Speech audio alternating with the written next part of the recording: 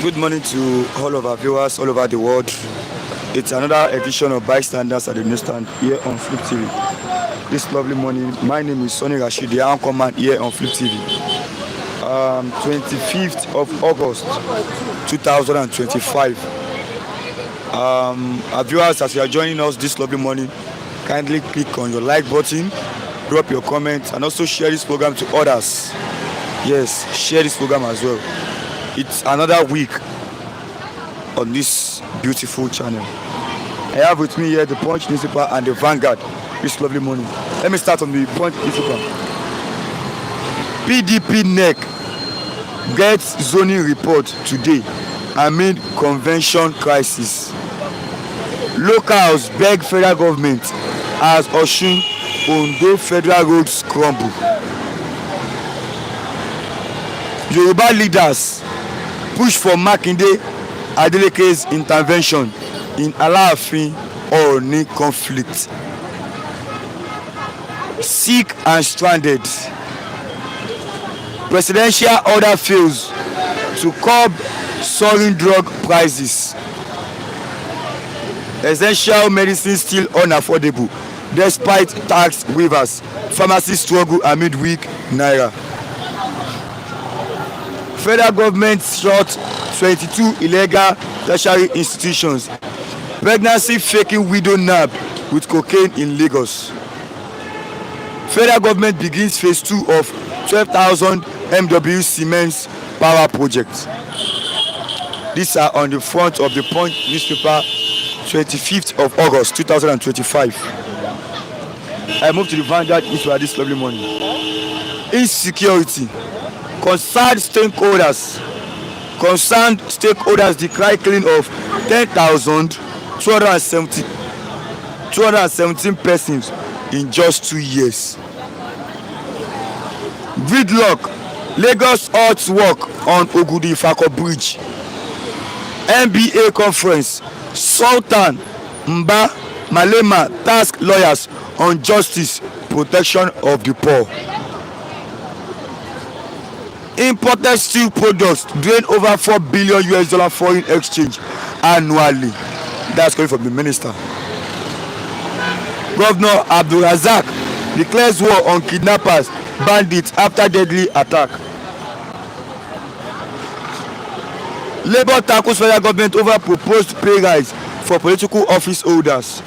Intrigues as Benue Assembly elects new speaker. Falana to UFCC.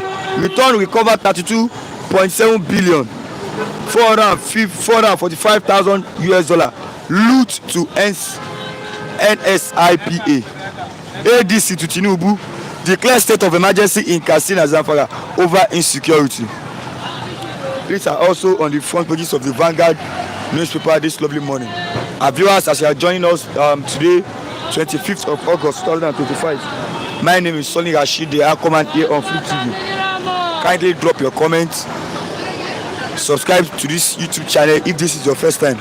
Also click on your notification bell in case we drop new videos so you can get the information here on Flip TV.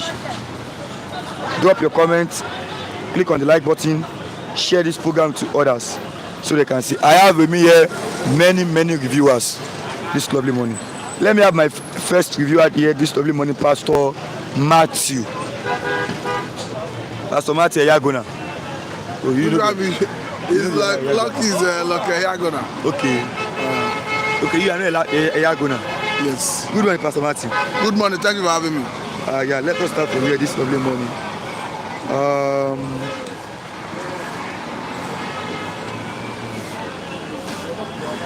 Okay. Now there's a big crisis in PDP. Our viewers, if you are watching us, kindly click the like button, drop your comment, and also share this program. PDP, tension in PDP. As PDP said to pick Obi against Tinubu, as PDP moves to unveil zoning arrangement. PDP is signing Obi now. What's your take on this? The PDP is like a party in disarray, trying to get its feet. There have been call from stakeholders that they should zone the position to the south. because the South need to complete their 8 years in Aso Rock. And even before now, we have seen some stakeholders in PDP, like Jerry Ghana, saying that they're already reaching out to Obi to woo him to return back to PDP. But let me say that what is important is both PDP, even the ADC, they should all feed Southern candidates, because the South should be allowed to complete their 8 years. The North haven't done 8 years under Muhammadu Buhari, because though there is no rule guiding zoning, but the way Nigeria is, there is already unwritten agreement that says if the North rule for 8 years, the South will rule for 8 years. That best explains the reason Obi is saying that if elected, that he's going to spend only 4 years.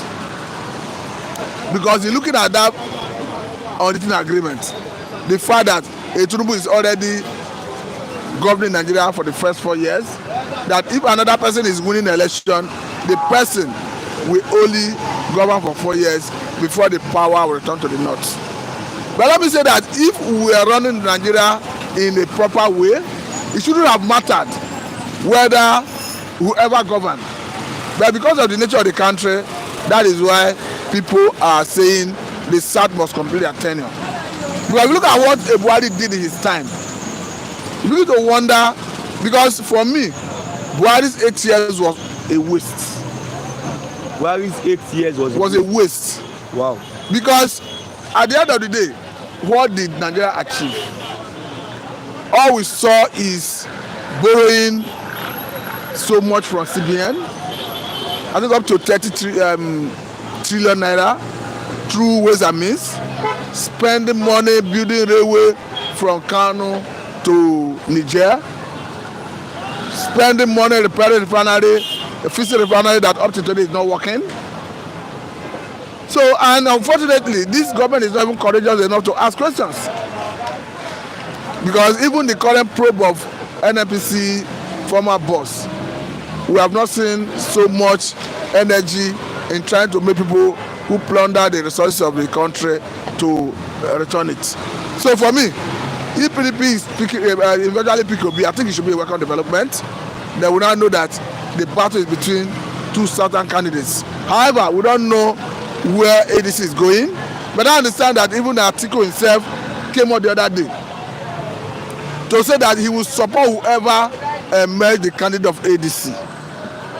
So he got to say that even if Obi eventually remain in ADC and maybe emerge the candidate of ADC, that Atiku will eventually support him.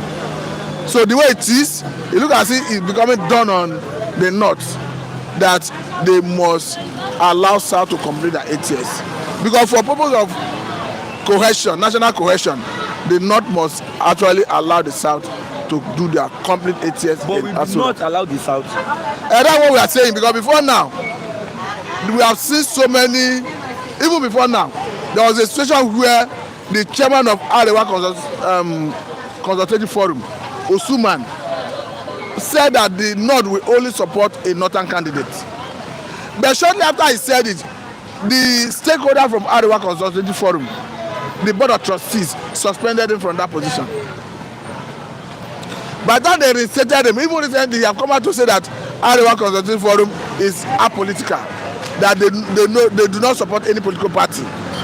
So it means he has shifted away from that initial position, and the way it is, it's becoming clear that the North will eventually allow the South to complete their 8 years. I think it's a welcome development, because one thing is certain, it's like we are seeing more energy now in fighting insurgency, in fighting Boko Haram, fighting banditry. Because we saw the arrest of 2 bandit leaders the other time, Mahmuda bandit leaders. It's a welcome development. We are seeing precision airstrike in some part of the country. We saw one in Katsina. We saw another one in Borno, where about 37 persons were killed between Nigeria and the Cameroon border. So I think let us see whether this government can show strength in the fight against insurgency. Because even when the Jonathan was doing it and Ebuari came in, Ebuari jettisoned all the approach that was using result that a Jonathan adopted, a general government adopted. He brought in his own strategy. At the end of the day, the strategy did not yield any meaningful result. We are saying, let all rigid this security architecture. That is one thing the Tinubu can do for Nigerians that will solve this problem. Let all rigid the security architecture. Let us have state police. But if state police is not imminent, if it's not coming fast, the issue that has to do with the forest guard, let us have that fast. And let the locals be integrated into the security arrangement. Because if you look at what is happening in different parts of the country, success is being recorded by the locals in their fight against Fulani militias. You agree with me that the locals have what it takes to fight this menace of insecurity. Though it has been established that Okram is local, I think that is even the major reason we are seeing this level of success at the local level. Because, come to think of it, if you bring somebody from Kaduna to Lagos State to come and fight insecurity, you bring somebody from maybe Jigawa to Delta State, they will not know the terrain. But if you allow people who are in that area to fight it, they know it better. There is a trending video now from Delta State where a known community leader led the military into the forest, into the bush, and they successfully rescued kidnapped victims and disalived the bandits. That is because the man or someone who knows the terrain led them in the operation. So I think we need to continue seeing more of that. Okay, let me take you on this controversy. ADC to Tinubu declare state of emergency in Katsina, Zamfara over insecurity. So people are saying, since you declare state of emergency in Rivers State, this is a state that they are more banditry, insecurity. Why can't you declare state of emergency in Katsina, Zamfara over this insecurity and banditry as well? I think there's sense in that, saying they should declare state of emergency in those states. But let me say that when they say declare state of emergency does not amount to removing a elected state governor. That's why we are saying that what happened in Rivers State is a misnomer. Because yes, if you rely on section 305 of Nigerian Constitution as amended, that empowers the president to declare state of emergency, it does not extend to removing an elected governor or House of Assembly members. What the president merely did was to usurp the authority and power of the state House of Assembly, who have the power to remove a sitting governor through impeachment. So the president does not have that power. So when people are saying declare state of emergency, what they are saying is so that the more attention could be given to that area to fight insecurity. But what state of emergency means is you suspend some laws to enable the military moving to address the insecurity. Because normally, if there is no state of emergency, there is a limit to which the military can do the operation without they will be seen as breaching the law. For instance, if there is a state of emergency, the military can bash into people's house to search without search warrants. It's like you are suspending some laws to enable the military quickly address the situation. So it doesn't necessarily mean that if you declare state of emergency, the governor will be removed. But I think the reason they're asking for the state of emergency is for a greater attention to be given to those areas so that the problem can be solved. Okay, let me take you on this then. It's somewhere here.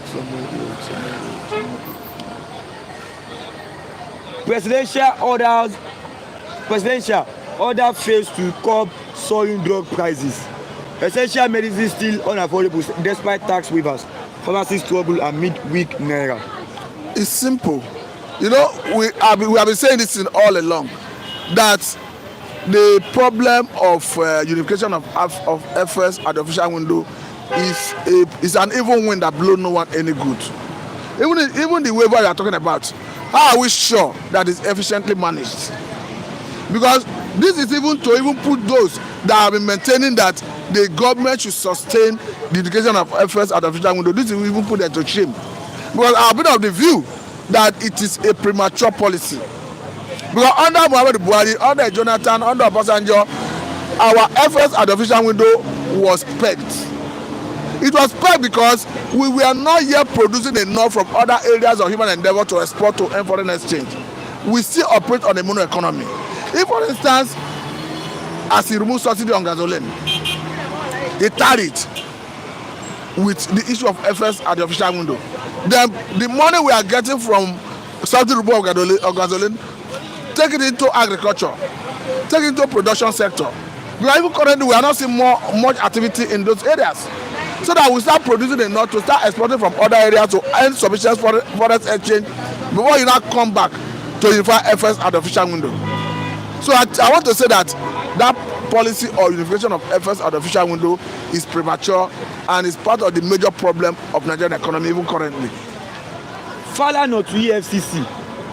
Now Falana has attacked the EFCC. He said return recovered 32.7 billion, $445,000 loot to NSIPA.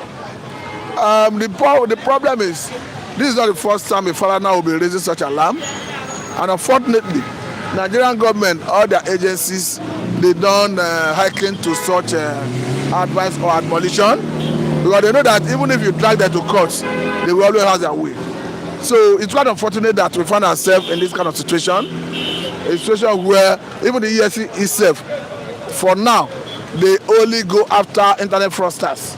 It surprises you that they will not even respond, and even if they respond, they will not do anything in that regard in terms of returning the money, and nothing will happen. It's quite unfortunate that is where we find ourselves as a people, as a country. Well, ordinarily, they say that must come to equity, must come with clean hands. You who is fighting corruption, you must be seen to be clean to an extent. Because what we are seeing currently, I must tell you that EFCC for me is no longer existing as far as I'm concerned. Consistent. It's not existing. Are we seeing them doing anything? Apart from they are chasing internet fraud. What is Tambua? Why did they not go and knock at the door of Tambua before Tambua joined ADC? That is not how to fight corruption. They are arresting your posters now. Is that how to fight corruption? Okay, are we saying politicians are now sent, that they are no longer corrupt? Or is it until you join the coalition that you now become corrupt? That is not how to fight corruption. You are even making mockery of the fight against corruption. Because if you go and knock at somebody's door, I can easily decipher the reason you are knocking at the person's door. That is no longer anti-corruption fight. For me, I'm ashamed on behalf of EFCC. You are ashamed on behalf of EFCC? Yes. Wow. Okay, let me take you on this then, because I don't have much time today. Pregnancy faking widow nabbed with cocaine in Lagos. Pregnancy faking widow nabbed with cocaine in Lagos. It depends. I understand. You see, it's quite unfortunate anyway, because the person's intention was to use that medium to traffic the cocaine, and the law have caught up with the person. The law, yes, I think the right thing to do is to prosecute the person to act as a deterrent to others, because I think drug is condemnable. There are some areas where cocaine is put to good use, economic use, but when people start trafficking it without authorization, it will end up in the hands of those who want to abuse it. That is why it should be discouraged. Because if you look at what drug is doing to Nigerian youths currently, you begin to encourage fight against drug abuse. Is he what they call that? Is he loud? I mean, all those ones. They are even smaller. They are even not as serious as cocaine or heroin. So I think the authorities should prosecute the person to act as a deterrent to others. Yeah, Otibekolos. That's kind of thing. Otibekolos. Let me take on this last one before I bring in Mr. James, the Wimeka. Governor Abdulrazak declared war on kidnappers, bandits after deadly attack. It's a welcome development. It is there. Insecurity concerned stakeholders declared cleaning of 10,217 persons in just 2 years. These are the ones that are counted. There are some that. It's good that he declared state of emergency. It's good to take it serious, because if you look at the constitution, section 14, subsection B, as section 14, subsection 2B of 1999 constitution as amended, says the welfare of the people and their security shall be the primary purpose of governance. And the governors in their respective capacities, the president in his capacity, even the local government chairman in their respective capacities, have sworn to oath to protect life and property. So the responsibility to protect life and property in Kwara State rests with the governor. So he must think out of the box. It's a welcome development that is giving it attention, and the same is expected of every state governor. And I've been advocating that the governors should be given some level of security power to parade, because you cannot be going by the name of the governor and the chief security officer of your state without parading any security power. For me, it's a misnomer, because we have seen in the time past Jonah Jang as a governor of Plateau State lamenting that even as a governor you do not command the fly, because as a governor you do not command the commissioner of police in your state. Even the director general of DSS in your state, you do not command the director general of DSS. All the security heads in your state is not under your command and control. So I'm saying that the command and control system of Nigerian security architecture should be rejigged to accommodate the governors, for them to be given some level of security power to parade. Good morning, Mr. James. Good morning. Thank you for having me this morning. Viewers all over the world, good morning. We are not here on Saturday. I bought a jersey, Nigerian jersey. I bought it with my money. So I wore it on Saturday. So I was asking all of our viewers here that if they want one. Some said they won't. I promised to get them one. Lady G, she's online. She said she has interest on it. So I promised to send that one. Since you're not here, I should ask you, do you want one Nigerian jersey? I don't understand. Nigerian jersey for what? To keep one unity.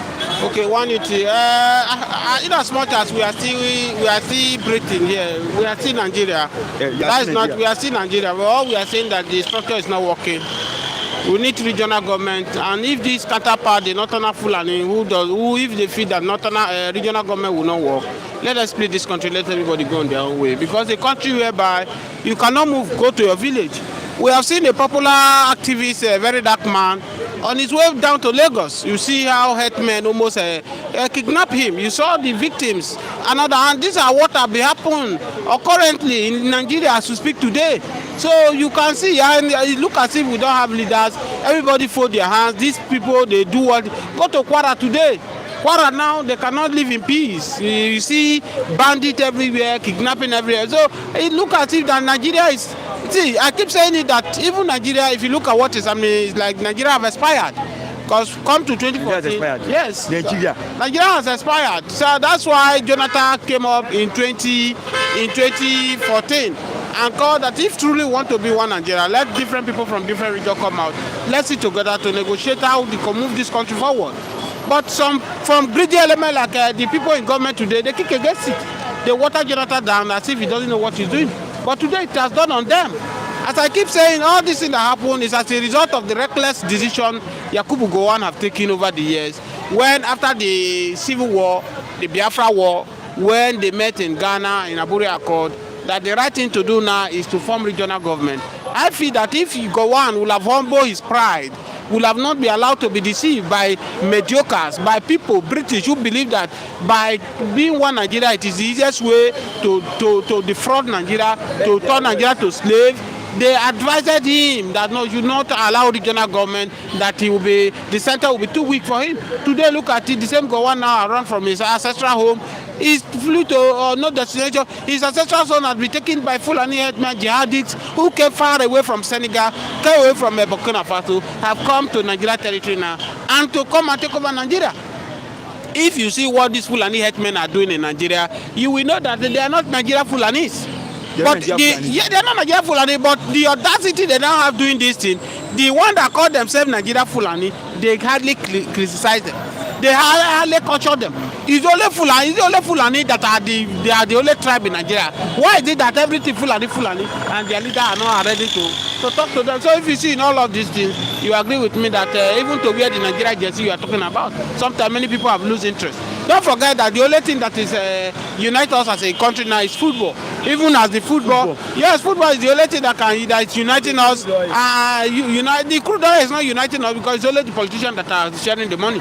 So when I mean what unites Yoruba, Igbo, Hausa is whenever we see Nigerians are playing football, nobody cares. But even as that now is going into it now, because the last Super Falcon that won the Africa Cup of Nations, many people criticize why is it that Igbo have a lot of numbers there.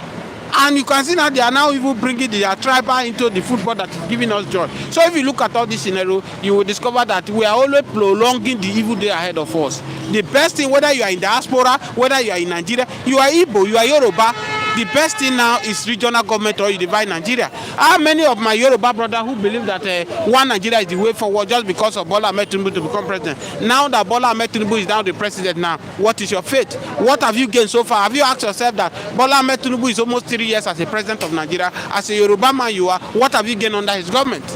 Bola Ahmed Tinubu will spend either 4 years or 8 years, he will go. What will be your fate?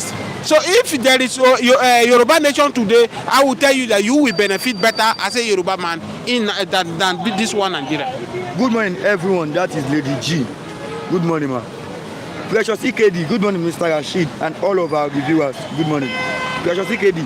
As you are coming in, please like and share the program. Yes, click on the like button, drop your comment, and also share this program. I am tuning your car for saying that Nigeria expired 10 years ago. With Judgment, respect Flip TV. Yes. I am tuning your car saying good morning to Mr. Rashid and Mr. James Wimeka. Thank you, sir, Mr. Kafu. Mr. Wimeka. Pastor Wanti said something before when he was talking here. He said 8 years of Buhari was a waste. What will you say about this? Is it really a waste? Yes, Nigeria actually wasted 8 years. I will have, yes, it's waste, but in another way around, if you see what is happening under Bola Ahmed Tinubu now, it's not waste. Because you see many Nigerians are now calling that Buhari is far better than this Bola Ahmed Tinubu. But let me tell you people is that let's not blame Buhari in everything will happen. What happened should be blamed on those boys. People like Garuba Shehu, people like Lai Mohammed, people like Igige, people like Amechi, the rest of them who work with Buhari. Buhari had to fade him in 2017 and beg Nigeria for forgiveness because they actually lied to Nigeria in 2017 that Buhari was being chased out of Aso Rock. Buhari was not chased out of Aso Rock. Buhari was actually sick and he was moved to London. But the problem that we are having is that they will never tell us the truth. Just like what we are still facing today. It is now a usual something for us Nigerians now that our leaders now can do whatever they like. They don't need to explain to Nigerians. And that's why you can see Aliko Dangote, the atrocity his truck is doing in Nigeria.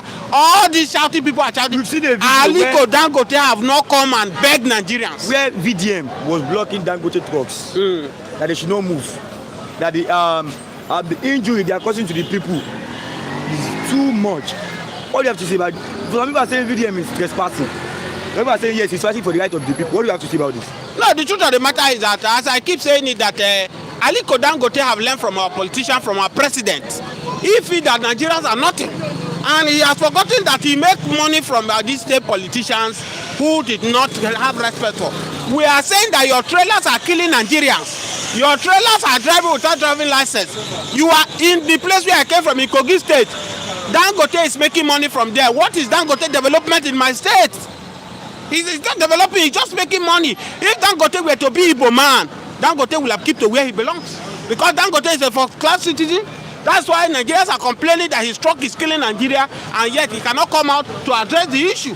This is not a matter of VDM. VDM is just opportunist. VDM is just privileged that his voice is being heard. A lot of Nigerians has been speaking on this same issue. But Dangote is proving other might to come and address Nigeria, what is happening in Nigeria. And I don't blame him because the politicians are backing him up. Many politicians you are seeing today, they invested in Dangote company, and that's why Dangote can do whatever he wants. Nothing goes.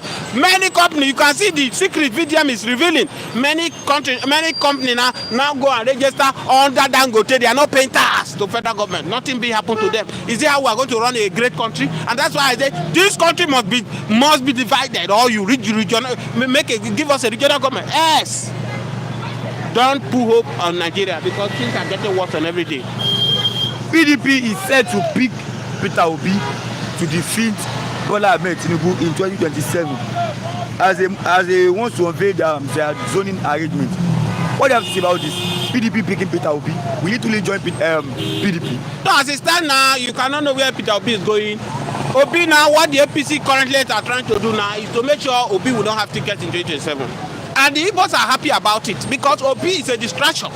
Obi is a distraction to the Biafrans. Biafra is far better than what we are seeing today. Obi should go and rest. Obi is a good man, a man with integrity, a man who have what it takes. But as far as Nigeria is concerned, they will never allow Igbo man to become president of Nigeria. Omowore Sowore have said it, that there is an agreement between the north and the west that Igbo man will not become president. And don't forget that a popular a journalist in Arise TV, Ruben Abati, who is a bigot who have come on national television and said he was reminding the North that they should not forget about the Civil War when he was talking about this thing. Is to remember the North about the injuries during the Civil War, which they have claimed that it is Igbos that formed the Civil War. But thank God for Babangida himself, who have came out to clear the head that it was not the Igbo that planned the coup. Right? So in all these things, you can see that they are working. They are working to make sure that Peter Obi will not get ticket to fly in 2027, in 2027 election. And that's how it's going. Because if it's the PDP, you say Peter Obi is going. We can have a jacket, the PDP. And that's why you see somebody like Atiku and the rest of them ran to ADC. Who pursued Atiku out of PDP? Was it not Wike? Was Wike that frustrated a lot of them? So Obi is going there. Can Obi hand over Wike? Obi that they are frustrated out of Labour Party, that the APC hijack Labour Party with Abore who have sold his dignity, has sold everything, all because of a personal interest. And you are telling me, so for me, we are very happy. I'm very excited that Obi will not get the ticket to run in 2027. We are saying that everything Mazi Nnamdi Kanu have said about Nigeria has come to pass. The rate in which Fulani men are killing people in the north, in the west, in the south, in the east, now is becoming alarming. And every reasonable Nigeria should come out and speak about this rascality. These people who are not even Nigeria, they claim they are more Nigeria than me. They came from Sierra Leone, they came from Burkina Faso, came from all different parts of Nigeria to come and claim the owners of Nigeria. And we are saying that all this run about to Peter Obi is running, go and begging the Fulanis before he becomes a president. Fulani does not hold this country more than us. Obi should go and focus on how Biafra will come, or regional government, so that everybody can focus on their region. Declare state of emergency in Katsina, Zamfara over insecurity. That's ADC to Tinubu. All these things these people are doing, Nigeria have expired. Divide this country. They are all politicians. Even this ADC, if you give them time, they will do the worst. I've said the time without number. Bola Ahmed Tinubu has sold evil seeds. And the evil seed Bola Ahmed Tinubu sold, that evil seed will germinate. How is it going to germinate? He has succeeded by Wike, Akpabio, and himself, and remove a sitting governor, elected people in Rivers State, and put their ally there, allegedly ally there in Rivers State, to embezzle Rivers State money. Now, watch out for the return. By the time Fulani man become the president of Nigeria, they will cause crisis in Lagos, and they will plant Fulani man to become a governor of Lagos State. Then, those ones that are clapping for Tinubu today, heaven will not fall when Fulani will do it. And I pray that we will be alive to witness it. Okay. Governor Abdulrazak declares war on kidnappers, bandits after deadly attack. Let me take you on this one as well. Insecurity concerned stakeholders decry killing of 10,217 persons in just 2 years. Concerned stakeholders decry killings of 10,217 persons in just 2 years. That's insecurity. Governor Abdulrazak declares war on kidnappers after deadly attack. See, all these people are just playing. They are playing. They are just playing. The governors are playing. For you to know that Nigeria, all hope is gone for Nigeria. Everybody will be thinking that by now Bola Ahmed Tinubu will allow state policing. As a Democrat, he think he said he is. Today, Bola Ahmed Tinubu, 3 years is going down the drain. Bola Ahmed Tinubu have not supported, have not allowed state policing. Fulani men are killing people, are buying people in different places. And you are telling me all these governors who are coming, he just shouted, declaring war with who? How many of his people that in there, you will still need the permission of the federal for them to swing into action? How is it? Is it the one that is going to fight the Fulani headman? This thing has become a mess to everyone, and everybody is partaking of it. Everybody is partaking of it. All these governor politicians, they know that they have fly their children abroad. They are not in Nigeria. It is all the poor men children now that are suffering for this rascality that Nigerian politicians are using our life to play. But God, in His throne, watching what is happening. Falana to EFCC. Falana has attacked the EFCC. Recovered 32.7 billion naira, 445,000 US dollar. Loot to NSIPA. See, the issue of this matter don't tire me. Tired you. If you dey your house, you see they believe on one Nigeria. The way they go examine your brain, the kind corruption wey dey this country, no Nigeria supposed to be poor. Money wey EFCC recover under Buhari government alone, Bola Ahmed Tinubu shouldn't have people go and borrow money from anywhere in the world. I'm not talking about this, the one that this Bola Ahmed Tinubu they have recovered during Bola Ahmed Tinubu, because Bola Ahmed Tinubu is shying away from corruption. No, he's not even talking about corruption. Under Buhari government, money where EFCC recover, he reach to build some country. But today, where are the money? They don't reloot them. And you go sit down for there, they talk yourself your brain. They all because of tribe, religion. And one Nigeria go buy you there. One Nigeria don't send many people go early grave. I pray, say, may one Nigeria not happen to you. If you know what one Nigeria has happened to Nigerians, you'll be sharing tears on a daily basis. See, the issue of EFCC, I don't want to talk about it. Because EFCC is now a political, it's now how will I put it, a tool for politicians where they used to achieve their aim. You can see election is coming close. EFCC now are going harder on opposition to make sure he weakens them. And that's their work, right? That's their work. So, we are watching closely. One thing that is certain, that whatever everybody do in this world, you will receive the reward. We saw how Buhari was buried. He was buried on a shallow grave. There was no any Nigerian army who volunteered and said that I must go with Buhari. Is there anyone? All of them that governance Buhari there. Buhari oh. If you talk about Buhari, we'll come and pick you. We'll come and which of them agree follow Buhari go? Nobody. It was when Buhari died and Gige say, I tell Buhari to release Nnamdi Kanu. You see the hypocrisy we have in Nigeria. Nigerian security are worshiping our leader. They are not saving the masses, and that's why we are where we are today. Look at if Bola Ahmed Tinubu's wife came to Lagos. Look at how many restaurants that accompany her. But people laugh at being wasted. This is not a country. A man who called this country a zoo, if he had to be now, he will not call Nigeria a zoo. Because currently, zoo is far better than us we are right now. In zoo, when lion show up, every other animal, they hands up. Because lion is the king of the jungle. Today we have president, Fulani from Sierra Leone, Fulani from all different parts of the Africa. They are coming to rascal, to destroy, to buy people in Nigeria. And you are telling me that this country, anybody who called it a zoo does not know what he's saying. If zoo is far better than what to qualify Nigeria today. And that's why we are saying Nigeria must be regional. They must give us regional government, or you divide this country, let everybody go on their own separate way. I am Chidok. I was saying that APC is synonymous to corruption and bribery. Prince Jajeman, the Waymaker, respect. IPOB respect Mazi Nnamdi Kanu's wife so much. Just like we love Mazi Nnamdi Kanu, don't dabble into the traps of the blackmailers again. The Waymaker. Prince Jajeman, Obi is a distraction to egos. Focus on Biafra, I concur. The Waymaker. Prince Jajeman, IPOB one family united in one direction, Biafra. I am Chidok for saying that may Jehovah God bless Mr. James Waymaker for saying the truth about confusion of Peter Obi ambition to become Nigeria president. I am Chidok for saying that Peter Obi is a traitor. Okay, let's leave that one. Let me answer the question. The person who said I talk about Mazi Nnamdi Kanu, the leader which will regain his freedom very soon. about the wife. Listen to me. No one is too special when it comes to Mazi Nnamdi Kanu. Nobody, whether be the wife or not. In as much as Mazi Nnamdi Kanu have not come out to clear that the wife is innocent, keep your mouth shut. You must have your opinion, I have my opinion, right? We know that people are behind the betrayal of Mazi Nnamdi Kanu. How Mazi Nnamdi Kanu was being targeted in Kenya, kidnapped to Nigeria. People involved, and those people must be brought to book. You cannot exonerate the wife. They say in every rumor there are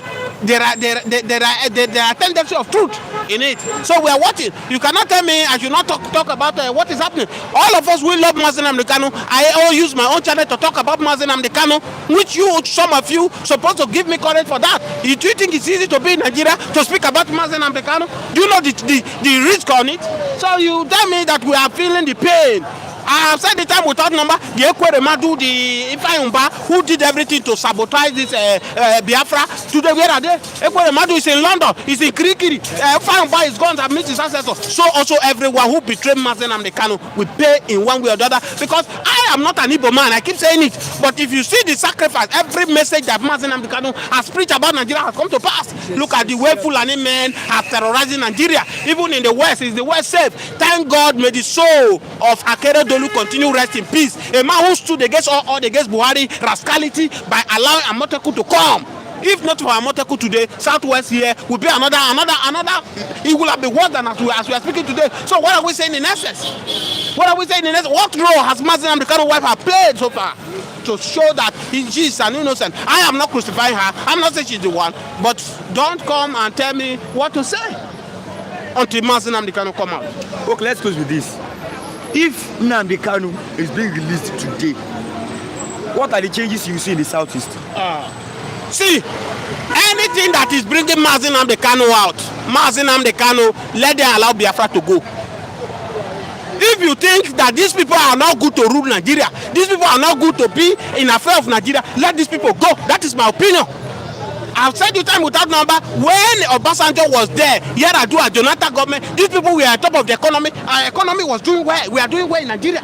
Today as we speak, our economy is in shambles. Today as we speak, our economy is one of the worst in Africa. What are we saying? And we have a good product. You don't allow them because of tribe. You feel, civil war have not ended. The coup, another. But we Nigerians are suffering. So allow Mazi Nnamdi Kanu to go. Let him go with his Biafra. Moreover, it's 5 states. The rest states, we can form our one Nigeria. If you minus 5 states out of it, 36 states, how many states do we still have?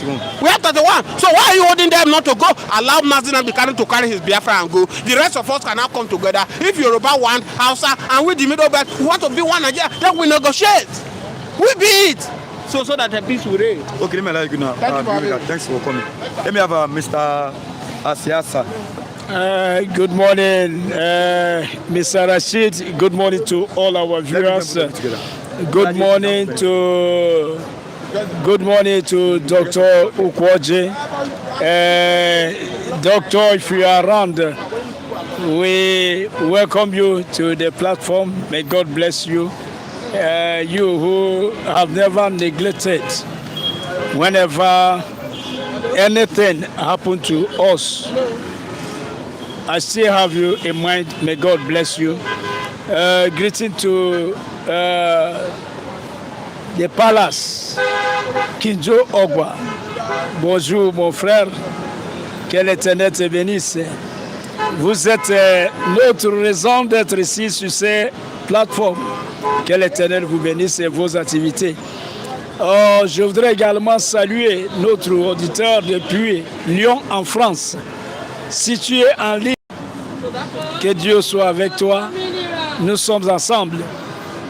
Nos auditeurs qui se trouvent au Gabon, que l'Éternel soit avec vous. Lady G, may God bless you abundantly. You are always with us. May the Lord bless you with all your activity. Mr. Tunde Okafo, happy, will I say, beginning of the week. T billion. Thank you very much. May the Lord bless you. We continue to wish you happy birthday until today. And the rest of our viewers, we may not mention all of you, but we are with you. We are together. Thank you. Good morning, Mr. Lawrence. Good morning. Yeah, my name is still Asa. Good morning, the anchor and the Flip TV. Good morning, our viewers all over the world. Good morning, the happy Monday, because all over the world today is Monday. As we go church, people that worship whatever they worship, Monday is starting off working day. May God bless all our viewers all over the world. Without our viewers, we cannot be here. And without Flip TV, we cannot stand here and say what is happening in Nigeria and Africa and the Biafra land.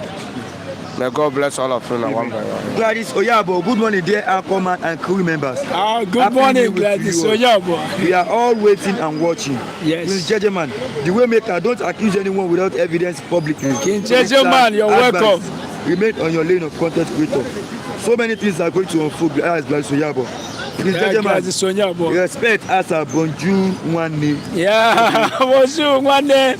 Bonjour, que Dieu te bénisse. Yeah, this every morning. Do you believe 8 years of Buhari to be a waste? Not only a waste, it was 80 years of trouble, 80 years of pain and misery for anybody who is not a Fulani. It was 80 years of crime against Igbo again. Remember when he organized what he called Python dance? He killed hot-blooded youth. Many of them were massacred, killed. In addition, with the number of Igbo that were killed in the war. And another one, crocodile smiling. Crime against Igbo again. And the crime against Igbo is still on until today. And people are still calling Igbo and say we are one. You ask yourself, this oneness, where are they picking it from? It's a waste. When I remember what he organized, the one that he called cashless, will I say cashless police, where people died, women naked themselves in the bank because they were unable to, have their own money in the bank. And if you will have that money, you will still buy your money. People were buying their money, the money that they save in the bank. Suffering and pain. Suffering and pain again during COVID-19. The whole world were fighting and respecting their citizens. Nigerian citizens were treated like animals. All the money that the world gave, they didn't give it to Nigerian people. Instead, the lock, we are all locked inside. They call it lockdown. Lock. You don't come out and there's no food to eat. God bless people, Nigerian citizens. Oh, there are Nigerian citizens that are doing like Dr. Ukwoje, like Kinjo, Lady G, TB, T-Billion, and many others, Tunde Okafor, many others that have heart. It's only such people that we are going from street to street to spend their own money on citizens that were suffering. All what we are having is you have a president, Prince Mohammed Buhari. Why won't you call it a waste? Why wouldn't you call it a waste? When he come into power, all what he did was he kept on borrowing money. All investment was borrowed money. I keep on repeating that Nigerians were servicing debt with 95% of their income during his tenure. Borrow and borrow, all his achievement was borrowed money. Even today, when people are accusing Ahmed Tinubu, it's not that I'm not APCO, but I'm saying that Buhari had borrowed a lot of money before the arrival of Ahmed Tinubu. The only mistake that I can say Ahmed Tinubu made was to bring Buhari in power. But if it is economic, Buhari borrow and borrow and borrow and borrow. and this government has a lot. We keep on servicing debts caused by Buhari or paying debt caused by Buhari. They are still borrowing. And he can't do anything at all. He can't do anything. Keep on borrowing again. Borrowing because the past government has committed a lot before the arrival of this one. I said, please, I don't say I'm not APC. I'm just saying my opinion. So I agree that the 8 years was a waste. Do you believe it was a waste? Oga, listen, 8 years of Buhari. Don't say Buhari 8 years. See, APC government. Now, we are taking us to another direction. Call APC government. Don't say Buhari. APC government. Who brought APC? Who brought Buhari? Now me and you. Not be the same government where they have that Ahmed Tinubu. Not be brought the dead body up. Dead body. Yes, now. You see a sleeping lion. A sleeping lion or hungry lion. You go and wake the hungry lion. What do you think that hungry lion to do? The hungry lion start looking at you. Who would avoid that person immediately and eat the food and the blood and suck the blood. Buhari is a hungry lion. A whole president. Buhari is a hungry lion because when he come out as a politician, as a president, how many times did Buhari win as a president? 3 times or 4 times. Before Ahmed Tinubu join with Buhari. Call APC government. So stop calling Buhari because without that Tinubu, I didn't think that Buhari will be president of Nigeria. Without Tinubu, yes, without Tinubu, Buhari cannot be president of Nigeria. The worst thing, what is happening in Nigeria, the engine room till today, I'll put it in the head of Tinubu. You remember when Buhari on seat, Tinubu said that Buhari is not listening for him. What are you saying? And you know, the same man that brought that evil man still continue to be a president of Nigeria. It's not only Buhari. The problem we are having in Nigeria currently in us, Ahmed Tinubu, the hand is 75% inside. 75%. 75% inside.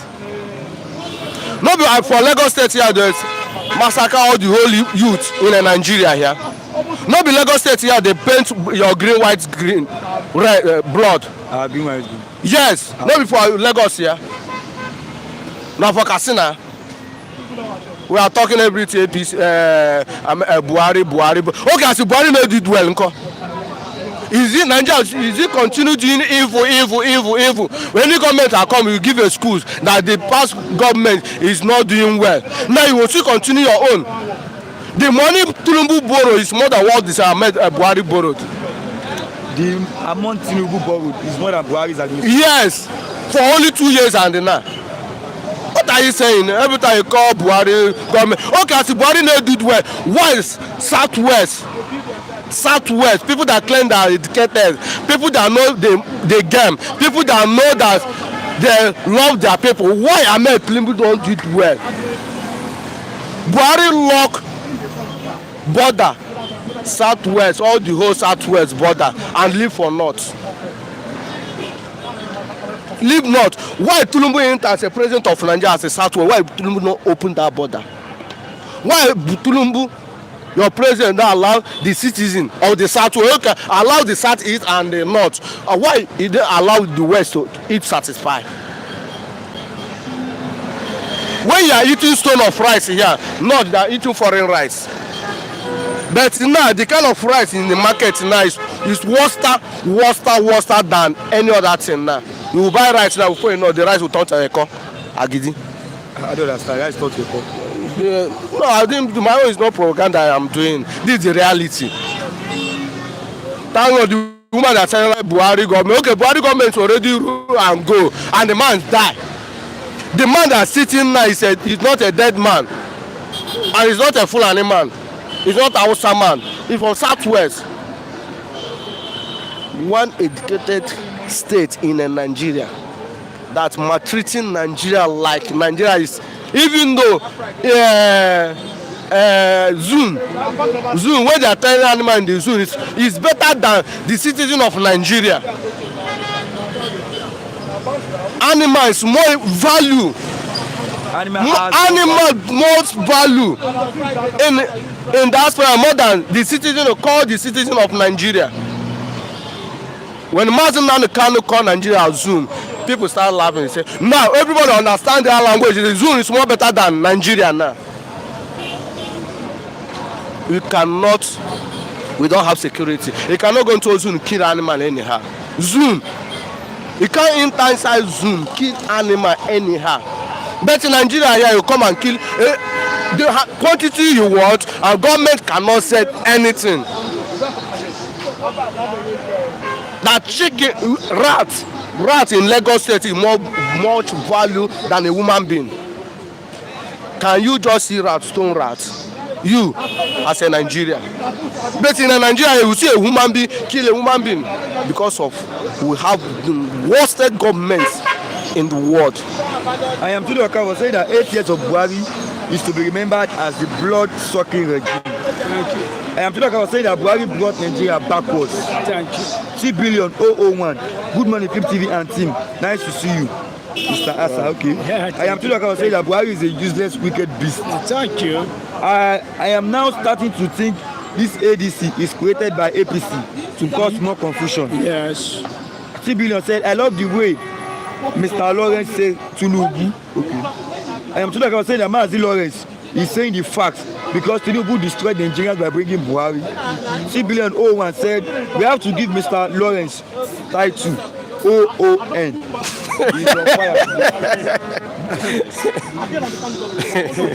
Prince Ejeman, Tinubu and Buhari are both bad market to Nigeria. Okay, Mr. Billion said he wants to give me OON. Well, I don't know the meaning of the OON. Maybe we'll say it. OON, the title you are giving me. Ijeli Kennedy, bonjour, monsieur. I am watching from Lyon City, Nigeria. Oh, bonjour, mon frère depuis Lyon en France. Bonjour. Que Dieu te bénisse. Well here. Prince Ejeman, hashtag free Nnamdi Kanu now. Let me bring you Mr. Siasa. Mr. Siasa, let me take you on this. Sorry. It is here on the. Okay. ADC to Tinubu declare state of emergency now in Katsina, Zamfara over insecurity. Insecurity concerns stakeholders.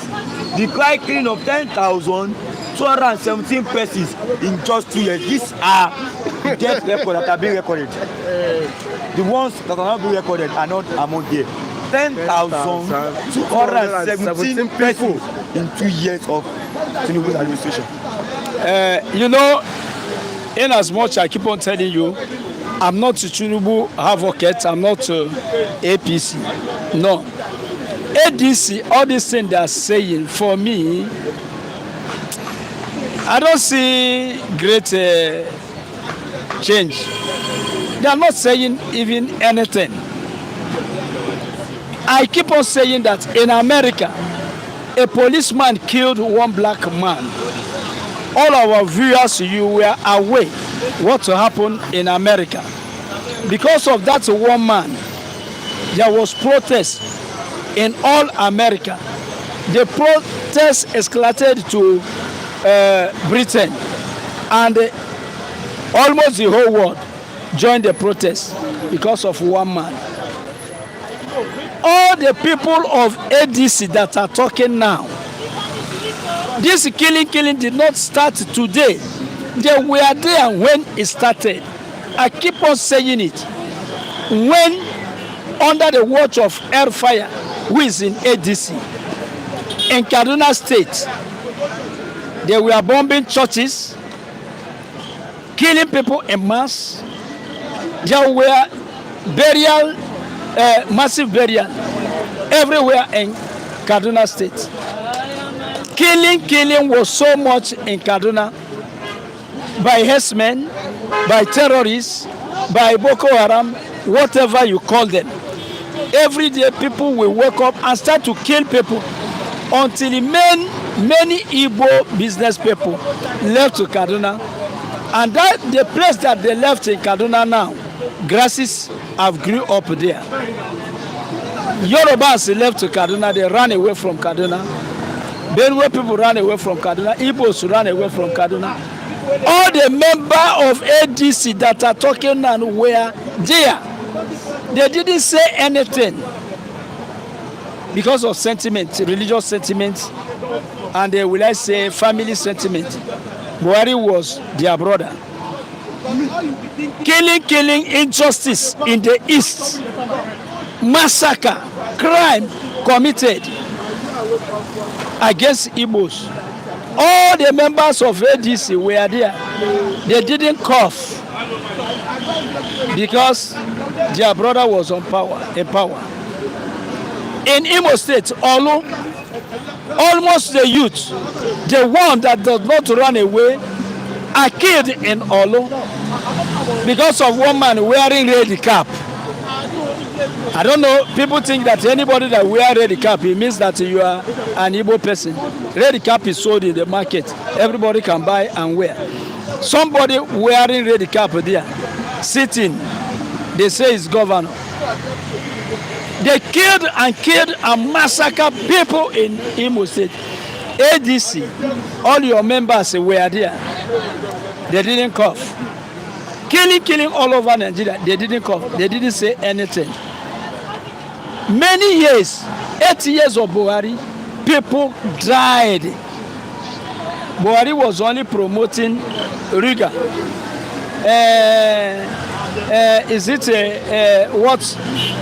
Many things for herdsmen. That was all what we were hearing. Give a land to your brothers so that killing will stand. You will take the land of your father. You give to a person. When your brothers have never gotten their own share, you call stranger and dash them so that they will not kill you. That's what Buhari was saying. And all these ADC members were there when this massacre was going on. They didn't say anything. Where is it today that they are mentioning it? Are they informing us? Are we not aware? We have been talking about it and crying, shouting. Instead of people to hear your voice, sometimes they will run after you. Why are you talking? Why are you saying this? ADC, are you informing us? We are aware. Okay, if they kill now, they killed also like that during the tenure of Buhari. In fact, it is that time that all those things started in a heavy way. Is it now that this is South-West person is in power that killing started? I don't think so. ADC, you would have started this thing from the beginning. You have started to condemn it. You have started to talk to your brother Buhari that this thing should stop. You would have started to meet your herdsmen. They are your family. They are Fulani like you, and talk to them to stop all this. Why is it now? There is something I hate. One thing I hate is that some parts of tribe, there are some tribes that think Nigeria, and they are saying it, they are born to rule. Nigeria belongs to them. Whenever Nigeria is in their hand, all crime can be committed. They will not cough. But if power go out of their hand, they will start to shout.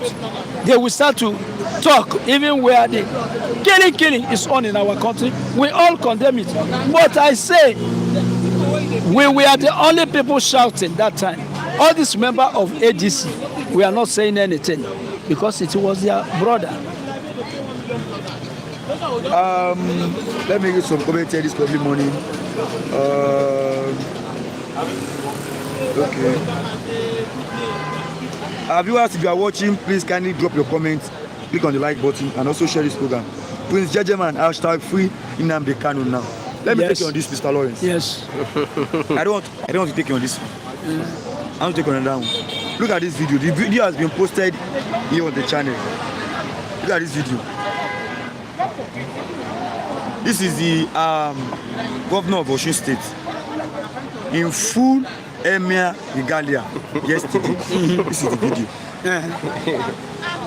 People are saying maybe he's under the Fulani control. Some people are saying no, he just decided to wear it. Some people are saying no, this man is under Fulani control. What can you say about this? Including your president, including Asuwaju, is under control the Fulani in Nigeria here. a whole person in other Fulani country, an outsider, stranger. Tinubu dey under Fulani under.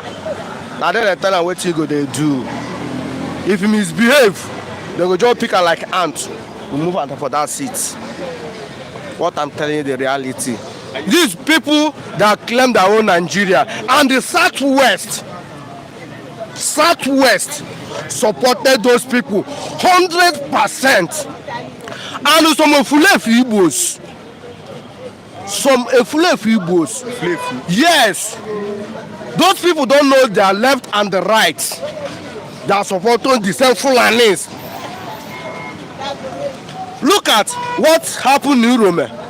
Governor from Ebini did what? Go down for straight to beg a man that bent down to wee. Please, no vex. No vex. But your place, they will come your place and kill large of people in daily basis. President cannot cough. Vice president cannot cough. The governors cannot cough. The House of Assembly, House of all of them, nobody can come outside and say something. What are you saying? That it's not those people that can have Nigeria. You are talking about the dress of this man. This one Atatana.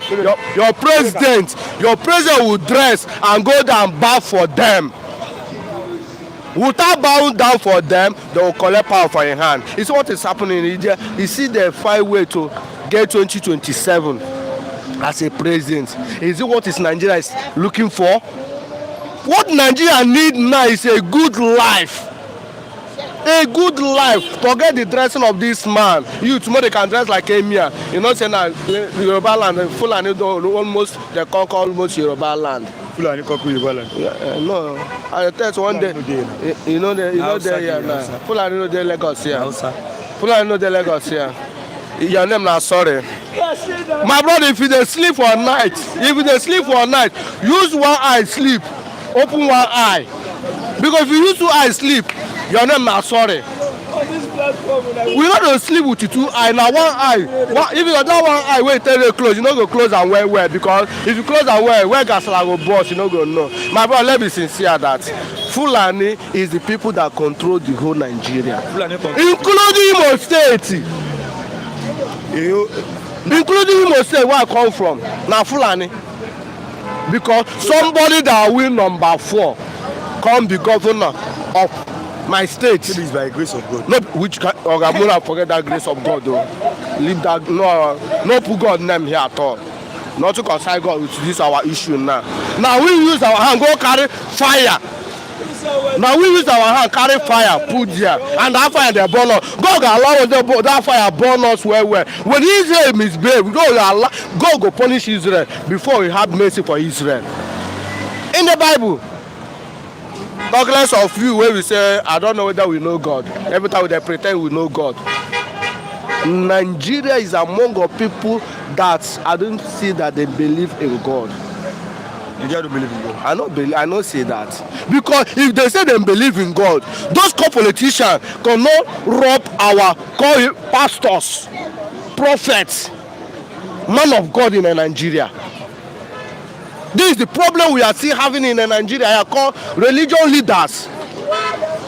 They want to manipulate and do the evil thing. They must use call religions. People that say they know God. Look at this man, Enugu State, Mbaka. No, Mbaka come outside social media and say that Buhari is a Messiah of Nigeria. And we already see the Messiah. Really? So you believe this is the Messiah then? Yeah, true, it's a Messiah. The reason why I still pick that word, it's a Messiah. Without Buhari, the struggle of Biafra cannot go further like now. God had the Pharaoh heart to not allow Israel to go. But when the time reach, Israel conquer, Pharaoh and the people do it, perish. What is happening now? Mazen Nnamdi Kanu, we know that he's in the custody of Nigeria, but the man, my leader, my great man, is winning the war. Your man. My man, yes, my mentor, is winning the war. the whole people that say that Mazendan the Kanu will do it, will surrender, will die. Many of them is already the pie. Many of them in the 6 feet. And the Mazendan the Kanu stay alive. And the whole world already noticed call Biafra nation. To show you that the regime of Buhari make Biafra agitation to come more higher. Plus, this man that is sitting now, your president, Ahmed Tinubu, he got to see had in mind to not allow those people to go as he did Pharaoh. Okay. And what is happening now? Okay. Let me close with you on this, Mr. Asiasa. Yes. Falana to EFCC. Now, Falana has attacked EFCC. Return recovered 32.7 billion naira. 445,000 US dollar loot to NSIPA. The money is in EFCC's account. Falana is telling them to return it to the NSIPA. What do you have to say about this? It is a message. I think Falana have seen that it is time for them to return it. I hope the money is parked there. All the money is in bank. All what they got to do is to carry the money, to return the money. That's all what they have to do. As the man has said, return it, return it. It's a recovered money. I don't think it has lost. But there will be problem only if they didn't return it. But return it maybe. This is time to use it. That's why before he's telling them, Nigerians want to use that money, return it now. So it's not, I don't see anything bad. Okay, let me close in this. Thank you. You never interview me. Thanks for coming. Mr. Sasa, Mr. Lawrence. I am tuning your car for saying Nigeria is under Fulani Janjaweeds. Yeah. I am tuning your car for saying that Shetima is part of Boko Haram. Yes, yeah, sure. Shetima. Yes. Part of Boko Haram. Yes. Okay. Not be waiting there to hide again. Yoruba Oba was buried in a Muslim religion. Indirectly, Yoruba have accepted Sharia. God bless you. You understand Fulani craftiness. That's Prince Jejeman. I am to the car for saying that Fulani is almost completing the conquering of Yoruba people. No, I cannot agree with you. Yes, I cannot agree with you on that. It not go happen. But it don't happen, no. It cannot happen. The money they recovered before, where those money? They should continue stealing one another. That's one sure, day and one day. That's Prince Jejeman. Let me close with you on this. Falana to EFCC. Return recovered 32.7 billion. 445,000 US dollar loot to NSIPA. I'm gonna talk, then they talk. So they talk. They just want that man. What do they need? They need their own settlement. Now, really, now their own settlement. Only people USCC they catch, not only Yahoo boys. If they don't catch one small boy, like they will kind of go social media, newspaper, everywhere go full. Or all those politicians, when anyone USCC catch, you know what they find? USCC that our guy, you need to settle us now. At least, how much you mentioned there? Wait, let me see the money. 32.7 billion and 445,000 US dollars. Okay, let's divide the money into 10. Give USCC one part. Case what? Close. This one reach what governor of Abia State still? Not that sure, governor, not the... Are you getting me? Not the governor. They still has 10 years, 12 years imprisonment, and the senator. He stay in prison how many months? 6 months. I'm coming 6 months, and I still paying his salary. Within 6 months, the man just come out back and tell us, guy, and I never see anything. Yeah, Bello, what happened? 80 billion. What happened? The agreement that guy, man just come out and let's say with the work, but you know, say na party government we did. We still don't talk calm. We go there inside our office. Oga, give us, or even though 200, how much you want give us? Let this case close. See, the day Nigeria go get it right, then go first start from up, no be party, because this man said that anybody, former governor for Benin, Ondo, said that anybody that steal, if you come to APC, you're saying as what? Adam Oshomole is what? Forgive. Now, if you like, sit whatever you want, as well as you're under umbrella of this APC government, your sins come. Thank you. Okay, let me allow you go. Thanks. We really appreciate all of our reviewers here.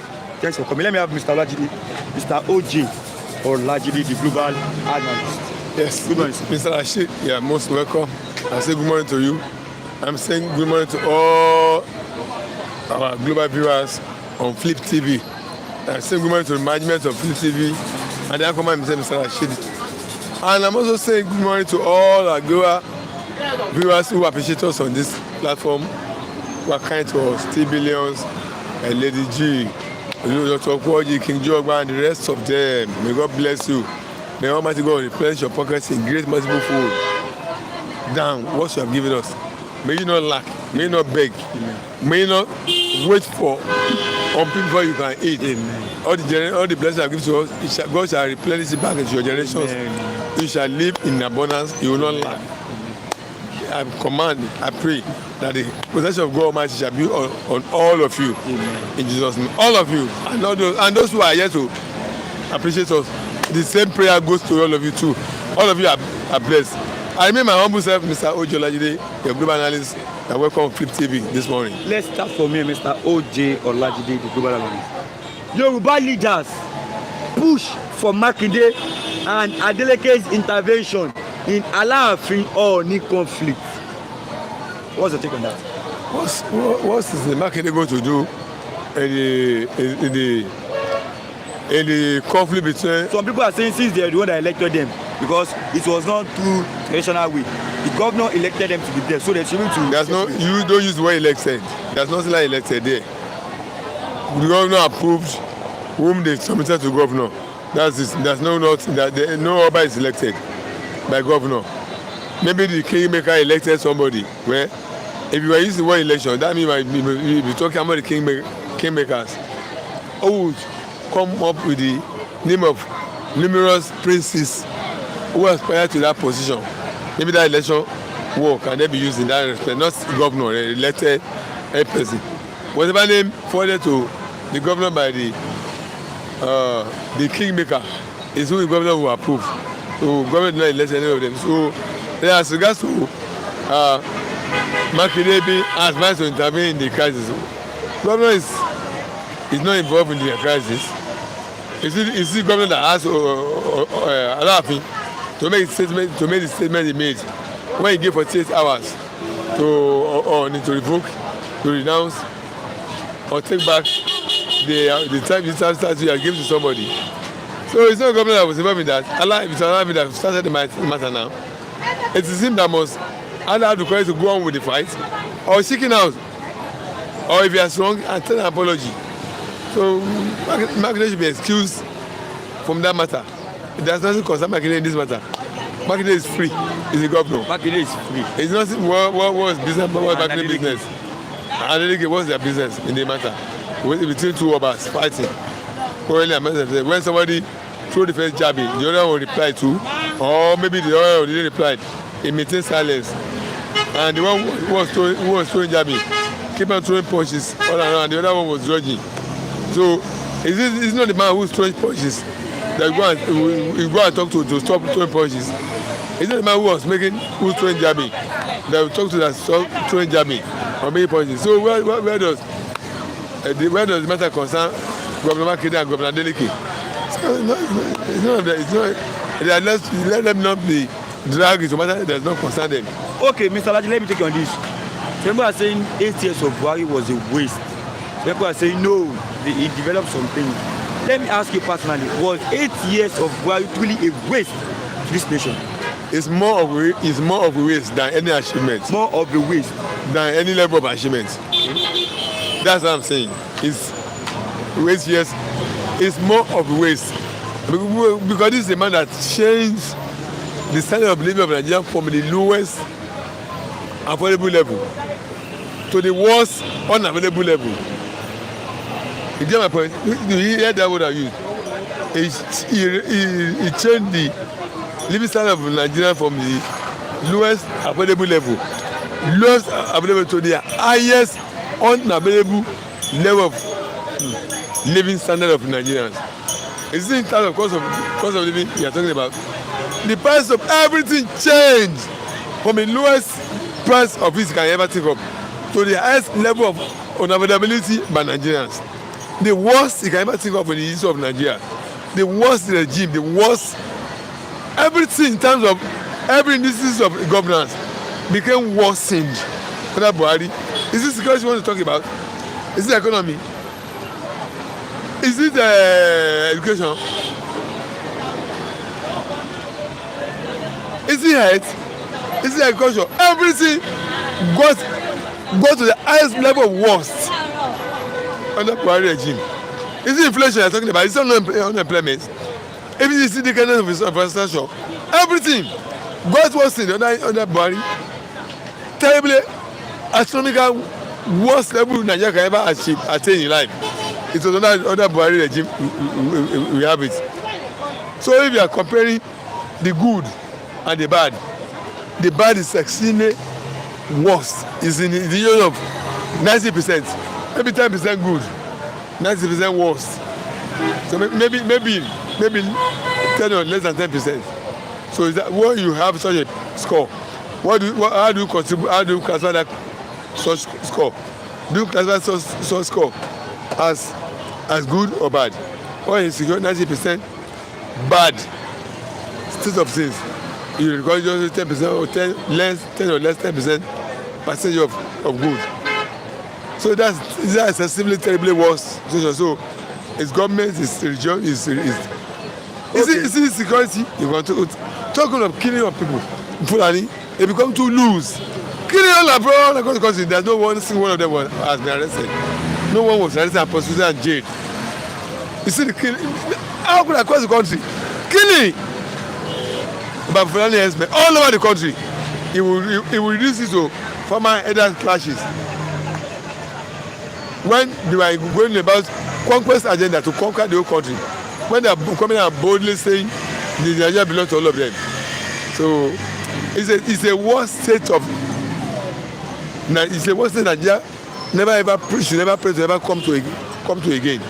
It's too worse, too biased, so sectional, so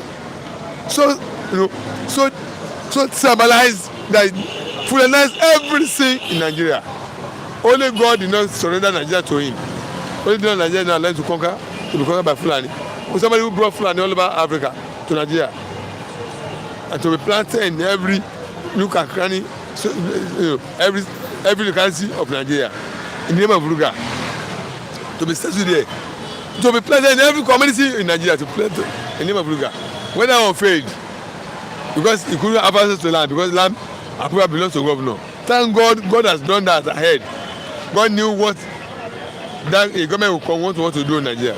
He has made sure that the land of land, the control of land, it's not in the hand of federal government, it's in the hand of governor of each state. It's government that will stand you up over land for you, allocation of land to you, because he couldn't get the governor to do that. That's why Ruga failed. Otherwise, if land has been in the hand of federal government, it will have succeeded. It will have planted land in every community of Nigeria. Number two, when that one failed, he never give up.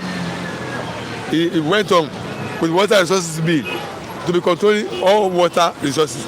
When even the borehole he wants to sink in a command, must come to Abuja, come and take order. You can see the level of the irrigation dam and surveillance in Nigeria too. All river, every river resources, whether hamlets, whether stream, whether ocean, whether rivers, every rivers, all in the name of trying to secure it, gotten for Fulani herdsmen. When that one failed as well, the third one, in the dying days of his office, was not talking about grazing route. That's a route for Fulani people to take through, so they will take from the north down to south, and both sides of the route, thousands of kilometers of land will be allocated to them. You can imagine how that one was so self-centered.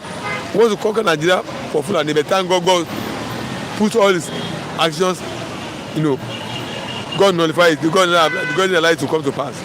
So his regime, his period of the governance, we recorded a single great worst percentage of things compared to good.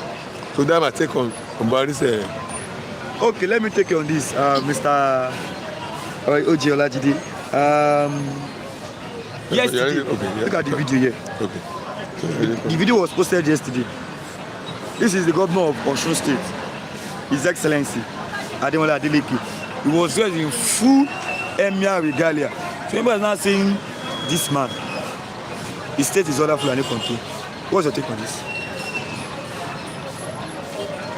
Adeleke, if I'm quoted correctly, yes. I think he's a Muslim. He's a Christian. He's a Christian. Yes. I don't know. The reason behind this, I say, look, what's the to do is that I don't know what Adeleke meant by this dressing. It's like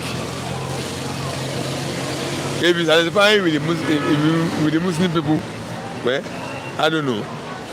Maybe that's the government wants to say it's identified with Muslim people in Lagos, in the states, because at least Muslim voted for him. It's not only Christian that voted for him. Abi, Muslim also voted for him. Yes. If you say he's identified with their religion, maybe he may have excuse in that line, in that direction. Yes. If it go beyond identification with the religion of the subject of the citizen of religion of the state, if you go beyond that, you will have issues with people in the southwest. Why am I saying that? Now, Yoruba people of the southwest don't have issues among themselves when it comes to the issue of religion. Every tribe in Yoruba land has Muslim, has Christian, has traditionalists. You saw traditionalists 20th of August, 2 days last week, when they came out to celebrate their own day too. You saw millions of Yorubas who are traditionalists. Abi, this is the Sheshe Day. Yes. You saw Ifa people. You saw Ogun. You saw Shango. You saw Batala. You saw Oya. You saw Oshun. You saw Shango. You saw different people of traditionalists in their who that's their religion they practice. So we have these three sets of people in the Yoruba land, and they are equally a million. So there's no man will come up and say also impose one religion upon us in the southwest. It will not work. We have millions in Christian. We have millions in traditional worshippers. We have millions in Muslims. So no one will succeed in some imposing religion over any other person in the southwest.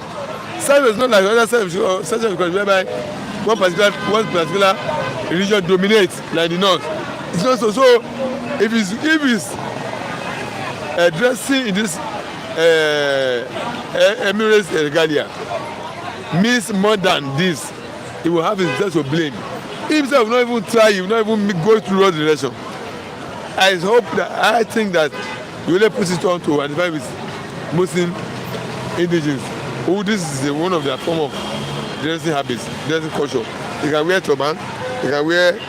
We have them. We have many Afar in Yoruba land who wear turban. Abi? Yes. The Afars in Yoruba land, they who are Muslim, we see them many going on the street.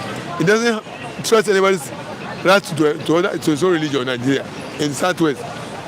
So even if you now wear turban in full, it's not a threat. But if they don't want to go beyond just wearing for identification with Yoruba is imam. Look at that's a woman going. That's a Muslim, it's a Yoruba woman. It's dressed in Islamic woman, how a Islamic woman dresses. And this one is known in the southwest. It's not a threat to anybody in the southwest. It's known as a woman who wear hijab.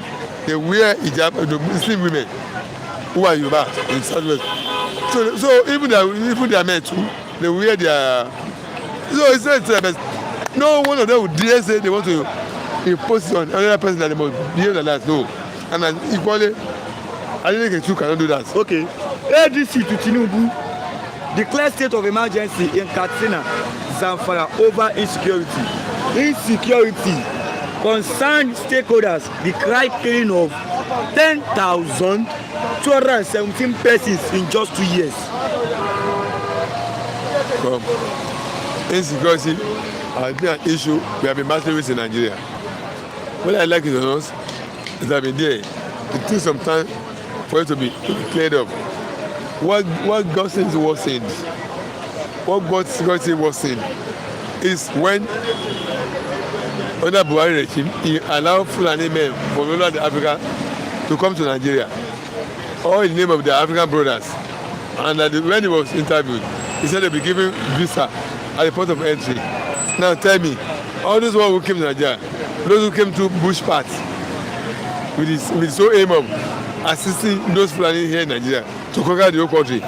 Were they able to repatriate everyone of them back to their country? They were not able to do that. They were not able to do that. So insecurity got boosted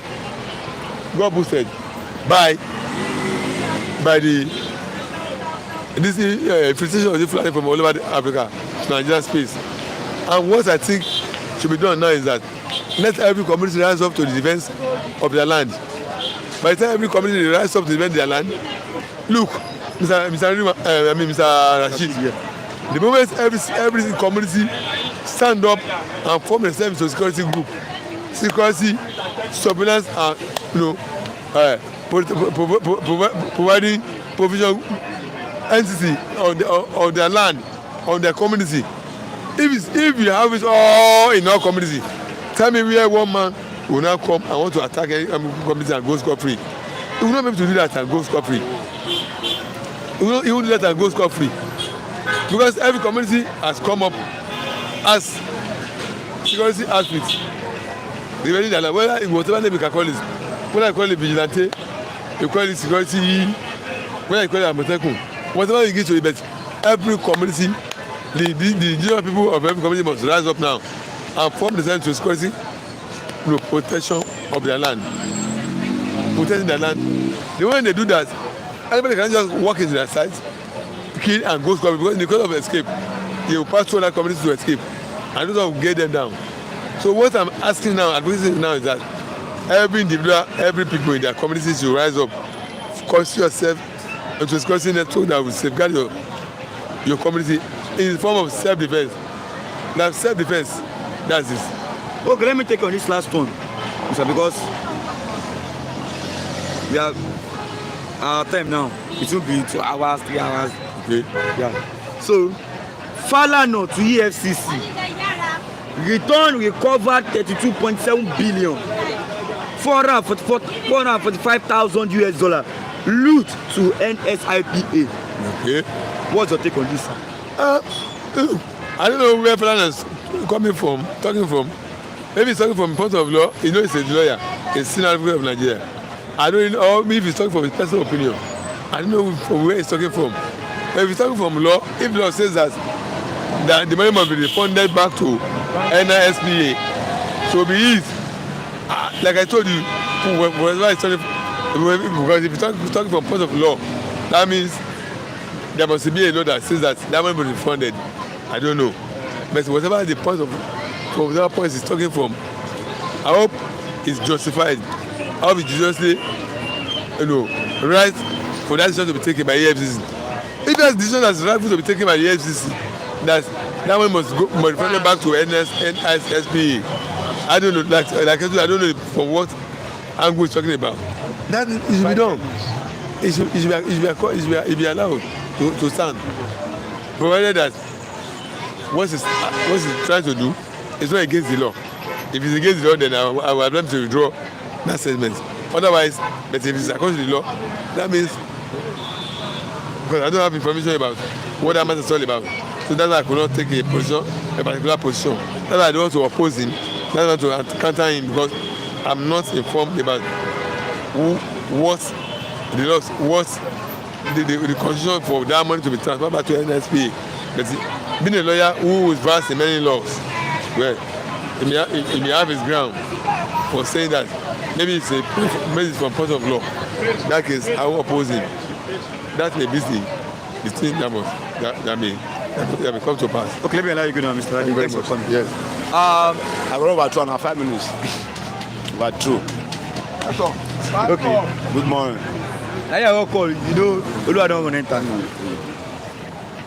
Let's start from you, Olua. Good morning. Good morning to all our viewers. God bless all of you.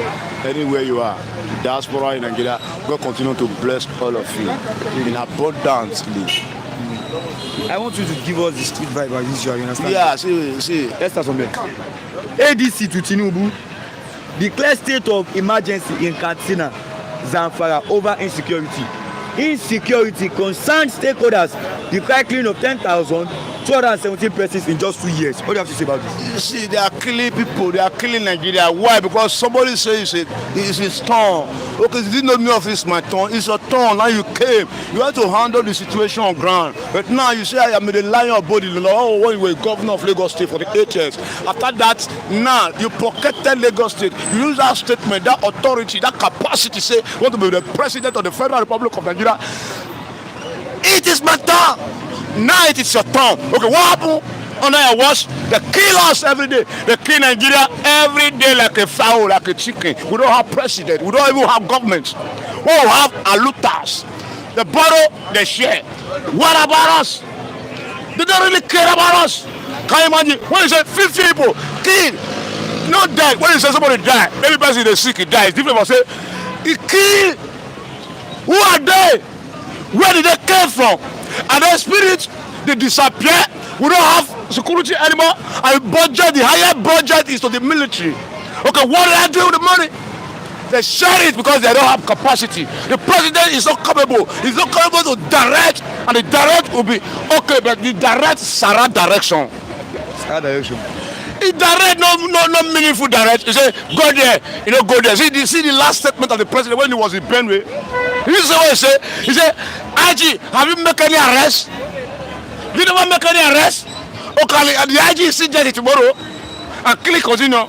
Why don't you put him out? Because you don't have the capacity. It's time we mobilize and say, no, let us push the out of the corridor of power because all of us are going to die. All of us, because those people that claim to be a government from president, they are zero. Can you imagine 10,000 of the die? Are they foul? Are they even animals? If they kill animals, they will say no, stop. But now, human being. Did you know me a human being? Before one human being came to life, you know what that process he went through? Now people now kill us anyhow. We are now a country of come and kill, no rulers here, no government here. The government and the power, they are just to share money. Why? We were not like this before. See, Nigeria is now a sad play. Laugh talk in the Commonwealth of Nations. We are nowhere to be found because we don't have anything to say we are in country. When you say we are a country, see, you swear an oath to protect life and property. Okay, where are we now? No work, no. You see, the first and foremost is security. But now, every day, tomorrow go here without killing. Every day killing. Okay, where is the reality? It's like we have two presidents. One is the grand president killing people, and the one we see as a president is not capable of handling that other grand one. See where we follow ourselves. Chico, Luchu Star, wickedness home. Wickedness home. All in Nigeria can see it. The giant, the so-called giant, the most popular black nation on earth is under its agency. When I batch don't go anywhere. I never saw no family yet. I say, you go here, and you go march them up. At the end, the same people that were seen today, their propaganda, all of them, they go because where are they now? How long? Boko Haram, insurgency. Are they spirits? They are human beings. Are they up to 100,000? No! Why would they that defeat 230 million Nigeria? We can't never even sleep with our two eyes closed. Every day you hear about insecurity. Make them go home, and they must go home. And time is coming, and come 2027, they must go home. Oluwa, do you believe in this saying that Buhari's 8 years was a waste of time? You see, when you say waste of time, what about 2 years now? We're almost 2 years now. Who's a waster? Who's a waster? See, they must go. You hear APC, they are dangerous associates. A bad society. I don't care. They share money among their fews. What about the millions? You see, let us be frank with what we are saying. They are not there for us. They are not there. If they are really there for us, we really hear what. And we are a nation. You hear trillions every day. It's a failure of the department of the government. They fail. See, they can't bring any excuse. There is no excuse. Can't tell people say change. you propaganda millions of us brainwash say we need change. But where is the change? Change to from good to bad, to wicked, ugly. Now we are suffering. No more smiling anymore. Wickedness in high places because of they say it is their turn, and they fail woefully. A Tata know say they fail. A bunch I know say they fail. Okay, what are you going to tell us about? That's what we see. We have our weapon. Now in 2027, see our forge, our language must be accepted. Otherwise, everybody goes his way. Everybody must go his way one day. Which way you want to go? Way of you letting them know the right, and you will die there. You died here. See, Nigeria is the last country where ever enter uprising. And when they enter uprising, there must be solution. See, there must be light at the end of the tunnel. You can't walk in the darkness forever. How long will you be in darkness? How long can you be in darkness? Darkness, you must see light. But now we don't see light, but we must see light. Go 2027, we must see light. We will know how you want to be. Everyone must decide. Decide the truth. How can we follow? How long? How long? Suffering, smiling. That was yesterday. Now suffering, no smiling.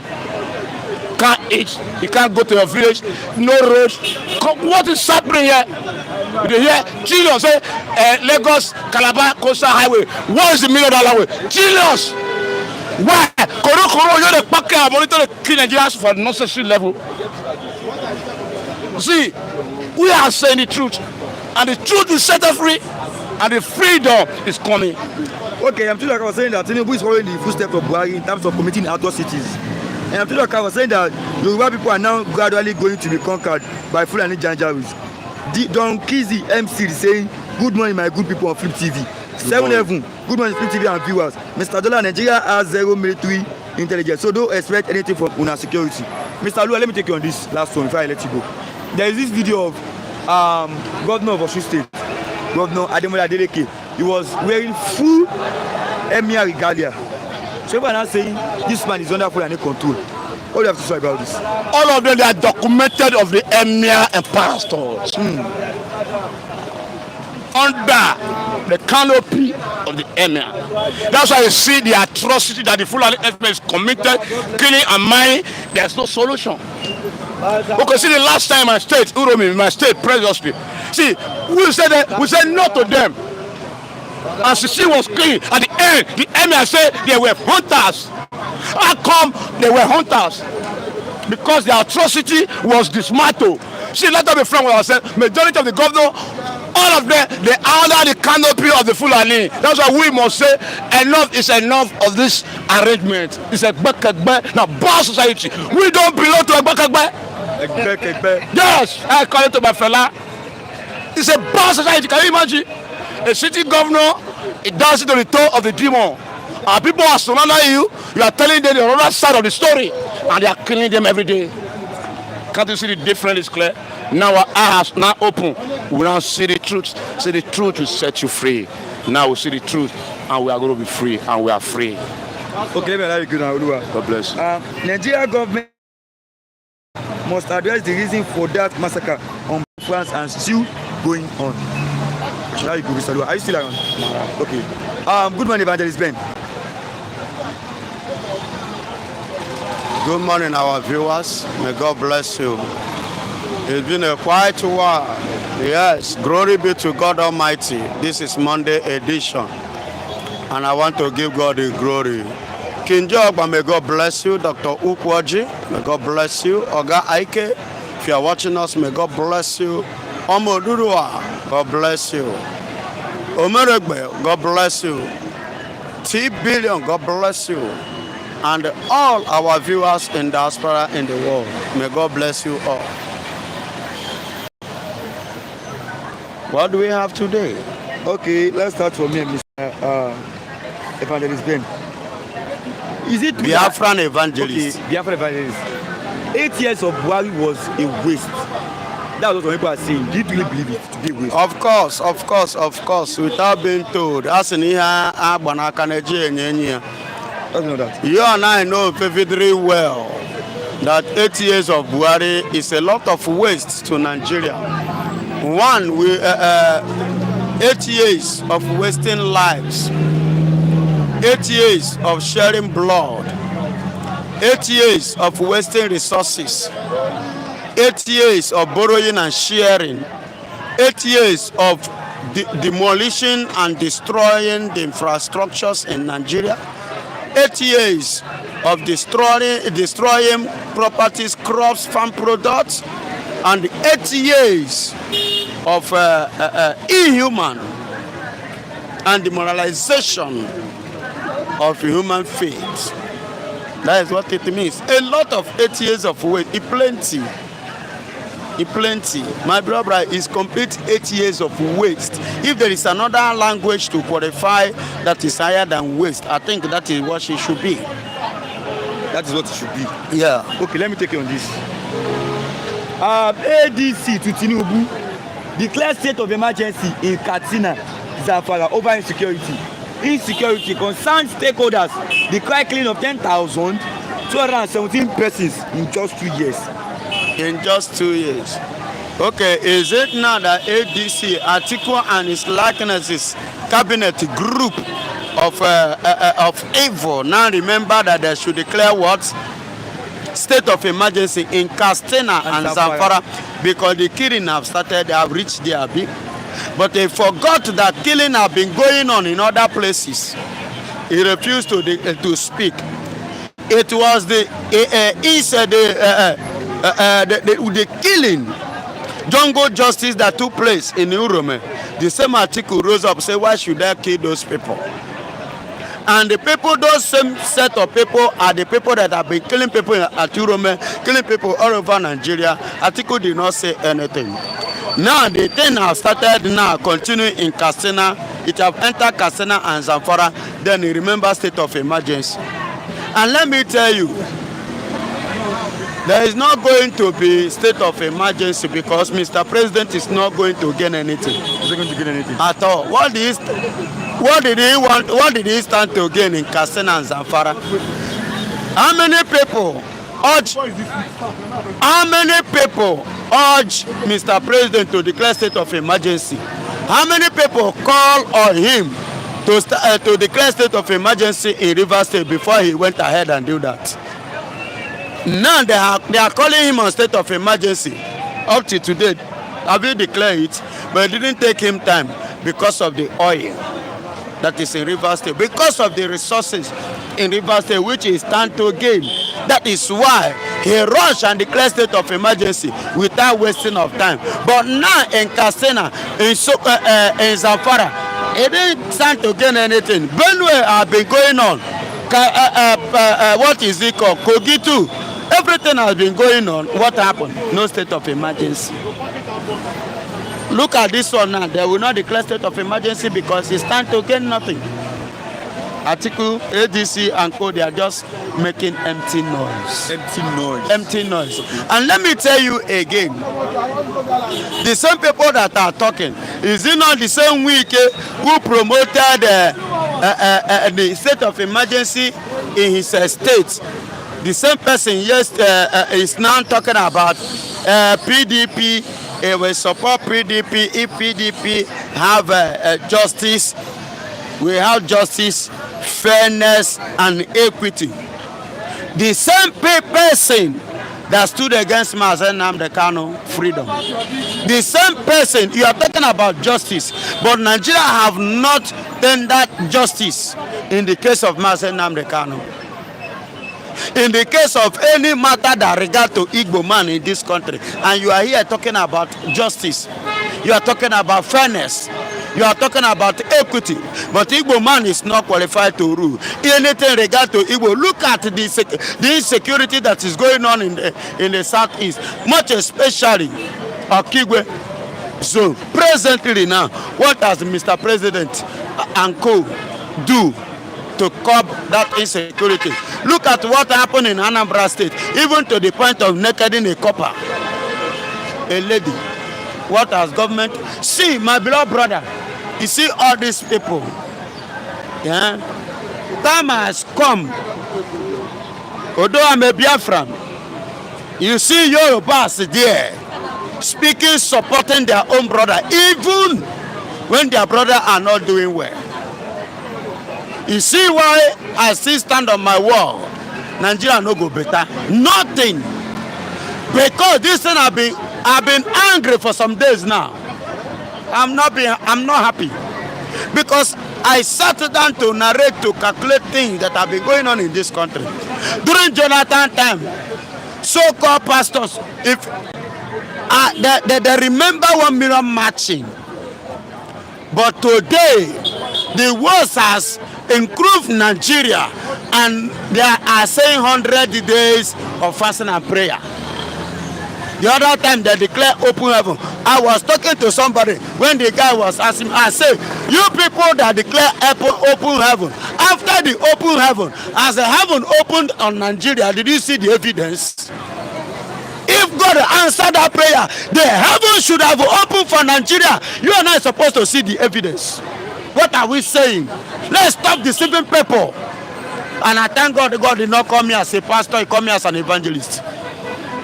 And I don't say that I will tell you the radical and the raw truth that you don't want to hear. And that is what I will tell you. Because that is what God called me to tell people. Yes, tell our viewers. I am telling not just our viewers, I'm telling everybody that can hear my voice. Are you hearing me? So call a spade a spade. 1 million march is now we're supposed to have that 10 million march. Because the economy of this country is collapsed completely. During Jonathan time, my beloved brother, let me tell you something. Do you know how much was naira to CFA? Do you know how much was naira to cedis? As I speak to you, our 3,000 naira is 1,000 CFA. Cotonou CFA. Our 3,000 naira is 1,000 Cotonou CFA. As I speak to you now. See, this country, my beloved brother, you should not wait until when something happened to you before you wake up to stand up for truth or you speak the truth. Whatsoever that is happening to whosoever, irrespective of where the person come from, when wrong thing take place, call a spade a spade. Are you hearing me? Call a spade what? Spade. A spade. What is wrong is wrong. What is bad is bad. Stop promoting evil. Okay, let me take you on this. Falana to EFCC. Return recovered 32.7 billion. $445,000 loot to NSIPA. Return. He's talking to EFCC. Yes. Economic waiting. Falana to EFCC. Return EFCC now. What is the meaning of EFCC? Economic Financial Crime Financial Crime Commission. You call them for economic financial crime. That means they are the headmaster and the headquarter of crime. EFCC. Yes. You can see the evidence now. Is it not in paper? Falana said that they should return 32.7 billion naira. That means they are criminals. They are criminals. Yeah, that is what it means. The money that they have stolen. I remember there was a time they said they discovered how many million in Ikoyi here. All those money, where is it? Last year, one of their workers ran away with $32 million. Yes, from EFCC department. See, my beloved brother, all these ones they are just saying, thank God Falana has spoken. But the same Falana that is talking today, the same Falana is the one saying that Mazen Nnamdi Kanu committed treasonable offense. The same Falana. You see the truth, you corner it. You see truth, you bend it. Because you believe you're a lawyer. And you forget that the truth remains the truth. What Mazen Nnamdi Kanu said that they charged him for treason. All Nigerians, many Nigerians are saying it today. Is it not Sidious Minister that say everybody go and train Kung Fu and defend yourself? What does that mean? Is it not what Mazen Nnamdi Kanu say? Theophilus Danjuma say defend yourself. Ajayi, Mr. Ajayi, the DSS boss said defend yourself. But that was what Mazen Nnamdi Kanu said. And they landed him in DSS. Today they kidnapped him. Today he's facing trial. But the others are saying it, they are working freely. See, I will continue to speak. And I will continue to speak my mind. And I will continue to speak that truth. Until Nigeria want to war, let them follow. In fact, let them follow the truth. And that truth is what Mazen Nnamdi Kanu has said. And as it stands now, I don't believe in Nigeria. I am not a Nigeria. I am a Biafran. I am saying it on air. I am a Biafran because that is what I believe. Because darkness have taken over Nigeria. God have departed in Nigeria. Because if God is still in this country, if you do prayer of open heaven, heaven for open. Because God has departed in Nigeria, that is why all your prayers concerning Nigeria is not working. God has departed. Do you know the meaning of Ekabo? Ekabo means that the glory of God has departed. That is what it means. And glory of God has departed from Nigeria.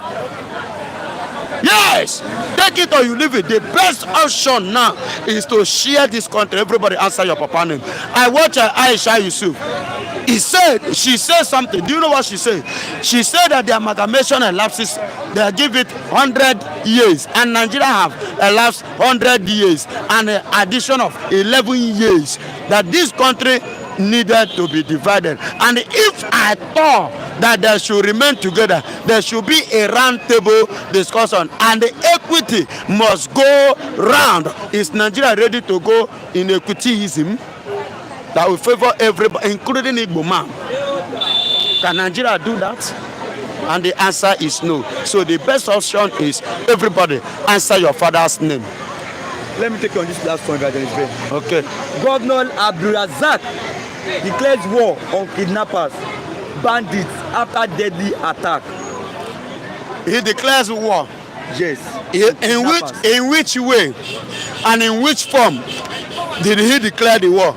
Did he declare war with his mouth? Yeah. It's not about I declare war. Do you back it up with something?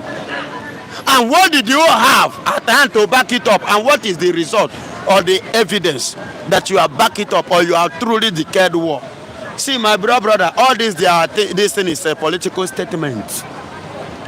So that let it not be as if they are not talking. That's what they are doing. Who are the people responsible for the bandits? Who are the sponsors? Nigerian government with their paper news say that the sponsors there are some sponsors that are from foreign countries. Where are their names? Give us the names. Up to today, no name. And he's telling him, if you declare war, let's see it. Seeing is believing. I want to see the war. Let the war begin, and let us see the evidence and the result, and where the war will be heading to. Okay. Do you understand? Yes. So that is where I am waiting for. Not by saying it, I want to see. I shall let you go now, Evangelist Ben. Thanks for coming. And God bless you. Appreciate your presence here. You are welcome. Thank you, sir. Let me have Mr. Okoko there. Mr. Okpara, the new Okokondem. I am Mr. Okpara, the new Okokondem. In this Second Republic of Biafra, Liba Mazen Nnamdi Kanu, Simon Ekpa, and Biafra Republic government in exile. I thank God Almighty for His mercy, for His goodness. I thank God Almighty for what He has done unto us. I thank God Almighty on behalf of all our fans all over the world. May God be blessed in Jesus' name. Amen. I thank God Almighty. We are alive up to today. And I'm a man who believes in truth and love to speak the truth and stand by the truth. Because the truth we speak out and practice it will set us free. And that's what my Bible told me. And they said exactly so. So I stand to speak the truth in the name of our Lord Jesus Christ. What's going on? Okay, let me read some comments here this lovely morning. 7-Heaven is saying, only truth stand the test of time. Nigeria is gone. Biafra is here to stay. It expired 2014. I am too like I was saying that Nigeria can never progress. I am too like I was saying that Nigeria government should kneel down and apologize to Mazen Nnamdi Kanu. Precious Sigate is saying, good morning, Mr. Evangelist. Okay. Let's start from this lovely morning. There was this video, maybe Saturday, yes, it was on Saturday. Sunday ago, you know him, I know him. He went to Oni's palace to apologize to him. And now Oni seems to be backing him. And some Yoruba elders seems to back Sunday Igboho. Now let's look at it from this direction. Don't you think it's high time the Igbo leaders, the kings in Igbo land, should come out and defend Mazi Nnamdi Kanu so he can be released? Now, do you see why Sunday Igboho went to Oni of Ife to apologize or ask for his anointing? Because he know that Oni of Ife will not disappoint him. He know that Yoruba Obas or leaders or elites will not disappoint him. Because what happened before to him in Buhari regime give him evidence that they never disappoint him.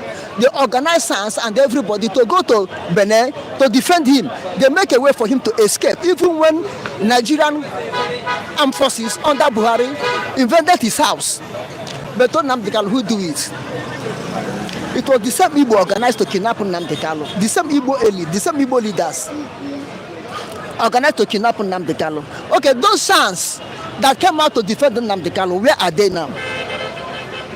Those SANS, I think 6 SANS. In this last case, Omotosho, I think his name, yes. Justice Omotosho, handled. All those SANS came when he reached, when their effort is needed. Do you see anybody of them speaking?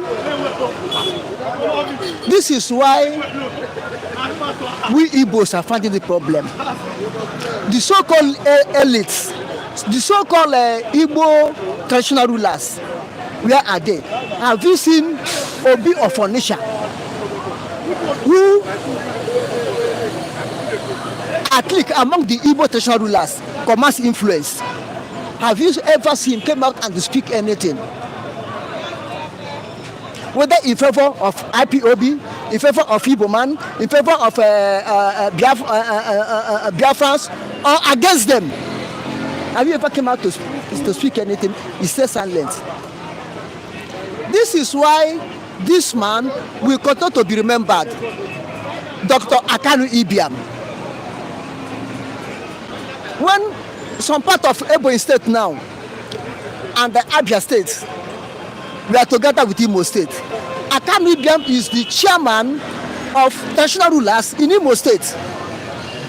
When Abia separate from Imo State, he's still the chairman of national rulers in Ebonyi State. And you see that time, they will come up and speak. Akanu Ibiam will come up and speak and stand on his word. But not today. Not today. Akanu Ibiam is dead. People like him are dead. Then the traditional ruler have today political traditional rulers, organized traditional rulers, ruling party traditional rulers. That's what we have in Igbo land today. Do you see? Therefore, Nnamdi Kanu case, it's only God will intervene. Before, people were shouting, immediately Trump will enter. He will come and speak for Biafra. Immediately Trump will enter. Nnamdi Kanu will be out.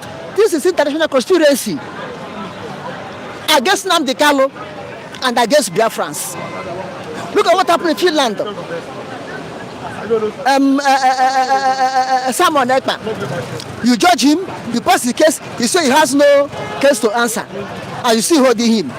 Now, the rumor I'm having recently, I have not verified these days, but I'm having rumor that Finland government give a condition that to release him, he will stop mentioning Biafra.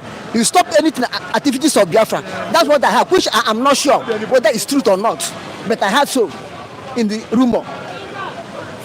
Then you can see that the case between Biafrans, Igbos, Nigerians, and whatever are international conspiracy. But if you come to the case between Yoruba issue, the West, the Yorubas are not divided. They are in one block. You cannot make them divide and rule. No. But divide and rule is succeeded in Biafra land. It's okay now, they divide us. South, south, south to east. We accept it. Now, if you come, the Igbo speaking tongue, the so-called South, we tell you I'm not an Igbo man. The Igbos in Southeast, we tell you we are Igbo, Ishi Igbo. We are Igbo. You see how they're dividing us. You see how we are dividing us. The Igbos in South do not agree that they are Igbos. Then the Igbos in Southeast look at the Igbos in South as inferior. We accept it. See how they are doing us, divide and rule, and we are accepting divide and rule. Divide ourselves South, divide ourselves Southeast, divide ourselves Eza in Kongi, Eza in Benue, divide ourselves Gala in Kongi. You see how divide and rule is going. But the West is not so. This is why the West, the Yorubas, will come and stay silent, looking at you. You'll be struggling, fighting. At the end, when it's time to reap the fruit of that effort, the Yoruba man will come and reap it. Do you know that the Yorubas are the most favored in Nigeria? The Yorubas are the most favored. Most favored in Nigeria. If it's not that this Abuja that developed yesterday, the Yorubas are the most favored in Nigeria. They are the economical hub. They are the economical backbone of Nigeria. But who owns those economical backbones? Outsiders. Mainly the Igbos. You understand what I'm telling you? How many seaports in Nigeria? How many seaports in Nigeria? How many are functioning? How many seaports in Nigeria? How many are functioning? Is it not only one in Yoruba land that are functioning? How many airports in Nigeria? How many are booming? Is it not only Muhammad International Airport? Today said Abuja International Airport, that is in the capital of Nigeria now, cannot boom like Muhammad International Airport. So they are the people, most people, Nigeria benefited. Look at it. The political riot that started in Western land, started in Yoruba land, ended up in East as a Biafran war or Nigerian civil war. But it started here as a political riot between Awolowo faction and Akintola faction. You understand that? That's what I'm saying. Mobile police was first of all created in Nigeria because of Western riot. Mobile police were created. That time they were called anti-riot police. Anti-riot police. But now, where are they operating? Where are they clean? In Biafra. In Igbo land. They started here. Oh, that's what I mean. So, the Yorubas will stand like this, looking at you. You'll be hustling, you'll be fighting, you'll be doing nothing. Tomorrow, they will take a pen and barrel to take the gun into their pockets. This is why some of the people who went back to live for their people. Because they know that they not fear him, they not disappoint him, they not kidnap him, they not cast him to jail. Their governors will not write petition, hold him. If release him, our own is gone. Like the Eastern governors are doing, Southeast governors are doing to Nnamdi Kanu. Hey, hold him, don't release him. Like the other time, I think 2 or 3 years ago, Soludo said it, that the releasing of Nnamdi Kanu will not bring peace in Southeast. He said it. Can you say the Obama will say so to Sunday Igboho? No. So Sunday Igboho have every right to go and dobale to his people to receive the anointing, because he know that they will anoint him anointing of good, not anointing of evil. Okay, let me take you on this. Then let's just close with this here.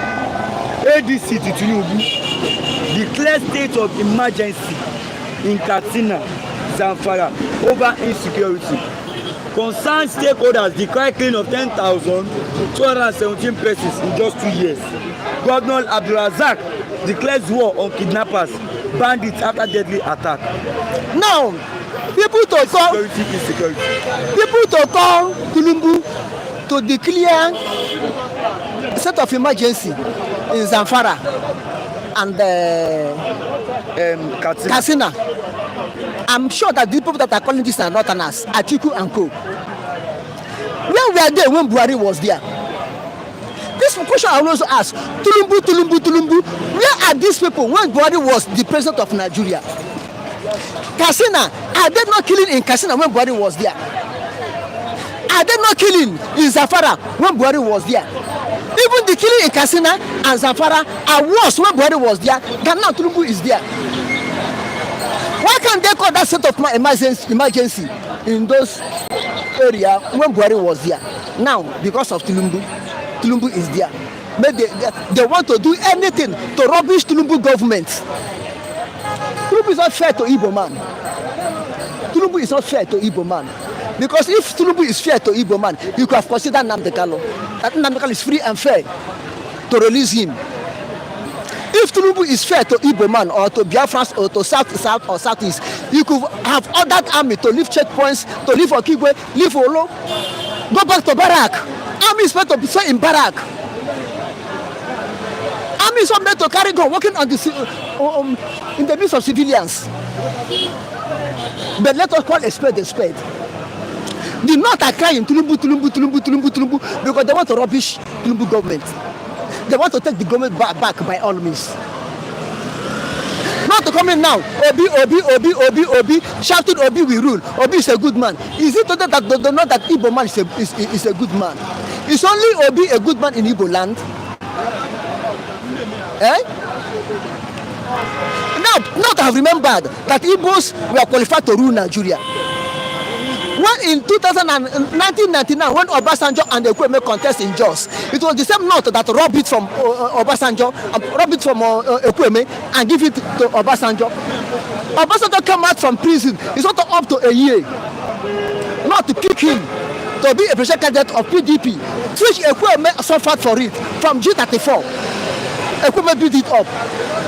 What Nigerian Constitution said that before you be a presidential candidate to any political party, you must surely serve in that party, at least a member of that party for 1 year, but not rob it to Ekweme and give it to Obasanjo in just PDP primary convention.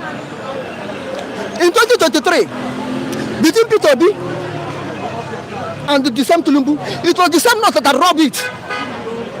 Fulani, INEC chairman, Yankubu, rob it from Peter Obi and give it to Tinubu. And now you are coming to tell me that Tinubu is bad. Tinubu is not bad. Tinubu is good. You love Tinubu, and I just love Tinubu. That's why they pick him up. That's why they select him to rule. And we finish up. Buhari go 8 years. Tinubu will go 8 years. I support Tinubu to go 8 years. To go 8 years. Whether he's doing it or not doing it, let him go 8 years. Okay. Because Buhari did not do it, he go 8 years. Let Tinubu go 8 years. Now you want to Tinubu to be in state of emergency. Tomorrow you say, hey, Tinubu declared to kill my people. When Jonathan was using Yelejika to fight them in Northeast, what do you do? Jonathan, you are using Yelejika to revenge. What we do to them in civil war? It's coming to revenge. If Tinubu declares state of emergency now, and there was exchange of bullet and everything between the people that are causing insecurity and the Nigerian government, you will say, Tinubu have come to kill us because you know that the election is coming. They don't want to have population to vote against him. They will say so, the same people. They will say so. But by saying now I'm coming. The election is coming. They are trying to take insecurity, rubbish Tinubu, and they feel that they need vote from that area. They feel they need vote about that area. So if for that there's a security or peace in that area, it's for their own favor for 2023-27 election. That's why they are crying Tinubu. And who created this security? Who built up the bandit? Who built up the Fulani herdsmen? Who built Alakura and Boko Haram? Is it not the same North? Is it not the same set of people who are crying insecurity now? Is it I don't know that Boko Haram against Jonathan? Kijogba said Okoko them. So because Tinubu is there, no one is there to tell him what to do. Are they not eligible to tell Tinubu to declare state of emergency in Katsina and Zamfara? Okoko them is Wike who betrayed Obi in Rivers State from the north. Now, listen. Who is the INEC chairman? If Wike take gun in the Rivers State, hijack Rivers State election 2023, the one in Jos, is it Wike? The one in the north, is it Wike? Wike did it, yes. And by and by, we can receive the price. Buy and buy. Go and market. Wike is an Igbo man. He eat himself and deny that he's not an Igbo man. At the end, I will know whether it's a Fulani, whether it's a Nupe, whether it's a Yoruba, whether it's a TV, whether it's Lantan, whether it's a Kanuri. I will know at the end where the wicked belong. Leave them, let the wicked and as to continue to deceive themselves. They are not Igbo, they are not Igbo. Let them go on.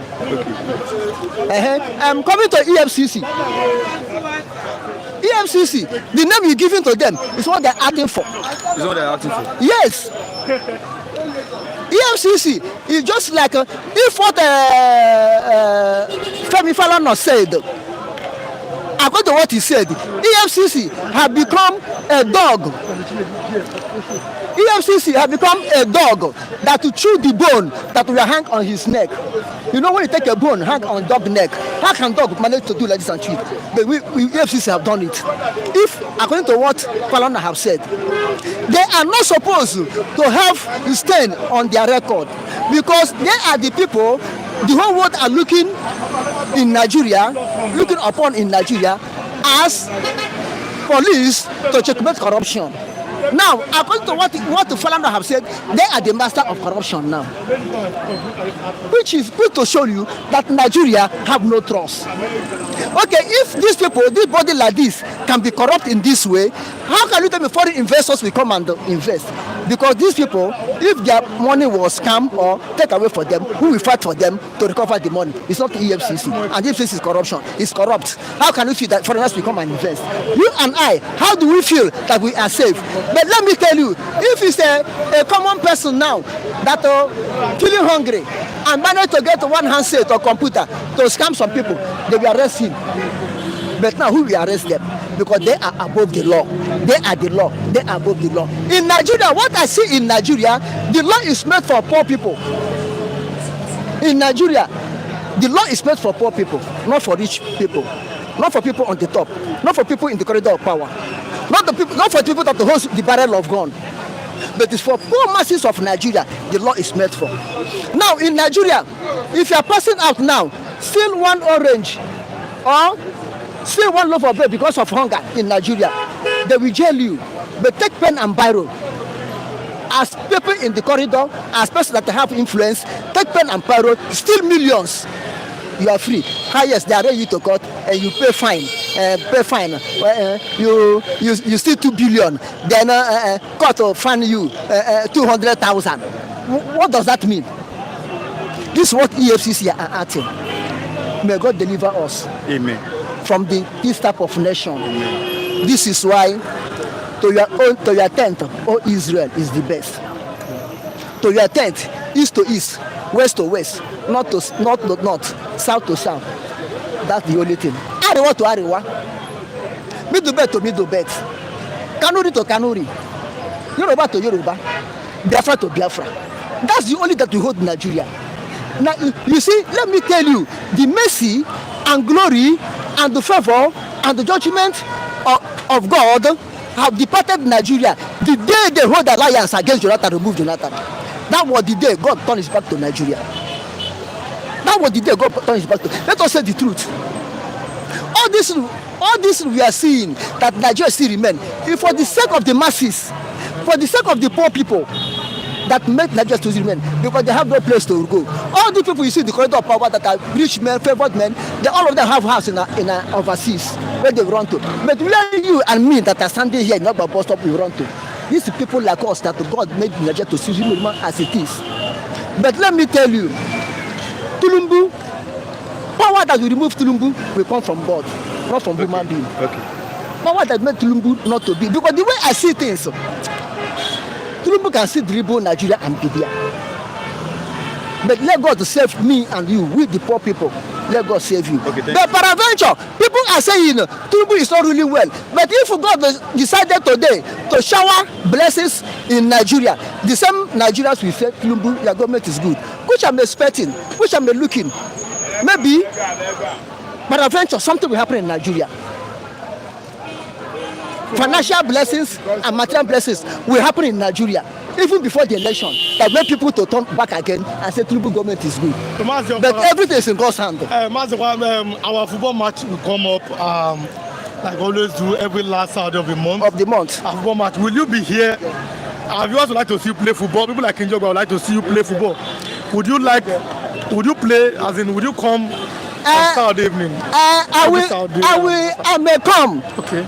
We'll be expecting you. I may come, I may not come. Okay. But to see me, you know, if it's a play, but our viewers would like to see him. But to see me now playing football, it will be like when you take a foul to field to go and play football. Pastor, you have allowed pastor to win you. No, you know, I know what I'm saying. Okay. Because in my 30s, from my 16, 12 years to my 30 to my 40s, okay. I do it well.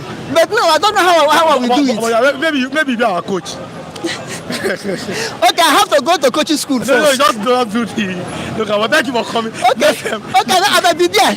I may be there. By God grace. You are invited. Okay, thank you. All of our fans, may God bless every one of you in Jesus' name. We shall be with every one of you in Jesus' name. Amen. Okay. Let me have my conversation back. I think I have like 5 minutes. Thank you so much for having me. Okay, how many minutes do I have, Mr. Uncle? Just. Okay, no problem. No, I'm already at your service. Let's continue. VADC to Tinubu or what? Let's just do something now. Okay. Continue.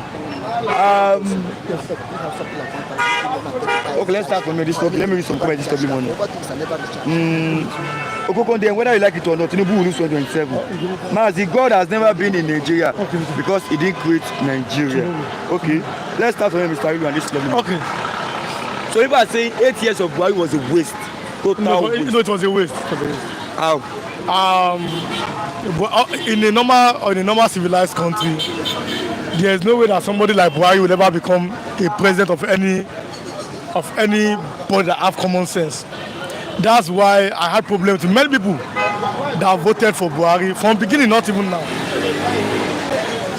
In 2007, it was for me, Yaradua. In 2011, it was Jonathan. I remember people voted for Buhari. I know them. They have some problem. 2015 again, it was Jonathan. 2019, I don't vote for anybody because I saw Buhari and I saw Atiku. I said no, this one. So the thing here is very simple. Buhari does not have that capacity to be headmaster in a number country. He does not have any. Buhari does not have that capacity to be a councillor. Which other anybody, because so now how did he end up becoming Nigerian president? He was packaged by some Yoruba elite using the media, Yoruba people here, and some pastors. Yoruba pastor was there.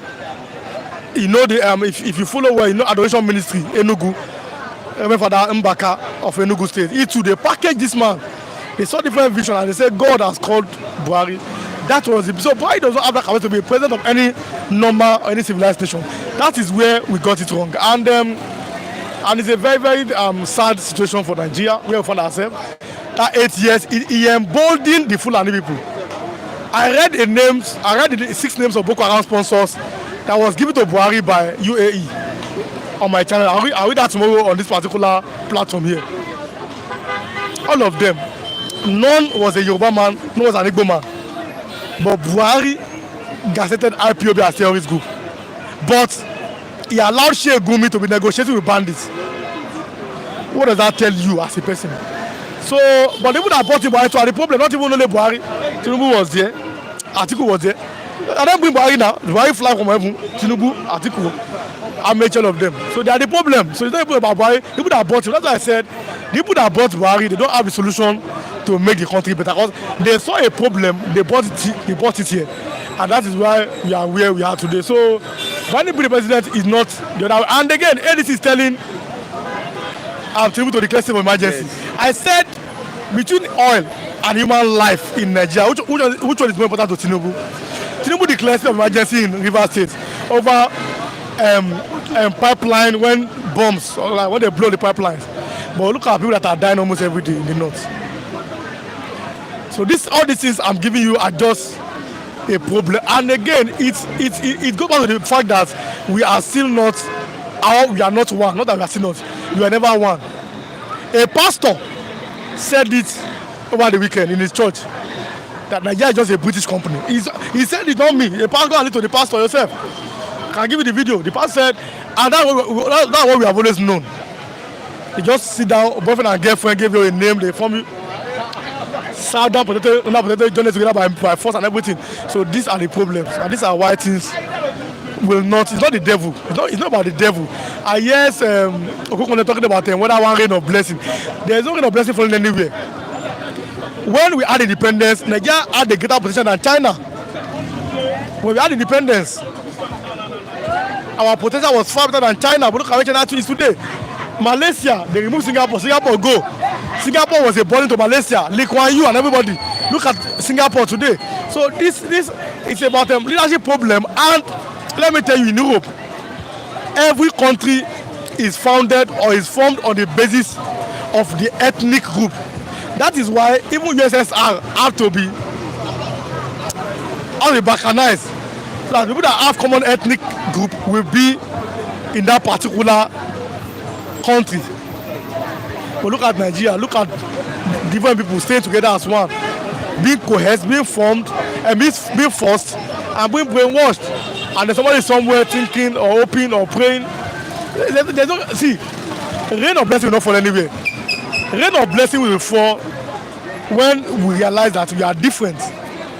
We are not one, and we're never meant to be one. That's the only way and time that rain of blessing will fall upon us. Okay, just to inform our viewers about the. No, like always do. Today's Monday, we're starting. Every end of the month is our football match. It's our day. We do it. I know our viewers know. I will show it live to them. At the time, we'll start people like Kinjo Ogba. Okay, there's one know how do they always even watch us? But Kinjo always give us. I'm talking about him. Donation for the snacks. The lady will be here tomorrow. Snacks and the drinks, and we showed our viewers how we distribute everything. So God bless all of them. I know they watch us. They watch us every day. I mean, watching us every day live Monday to Saturday, and they always watch us while we play our football match. God bless all of our viewers. Happy Monday to all of you. We love you here on this platform. God bless you. Okay, let's close here this lovely morning, our viewers.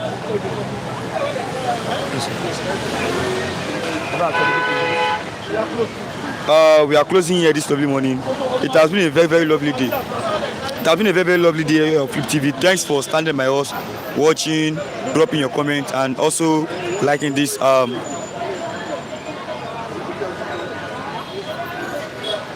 also liking this program.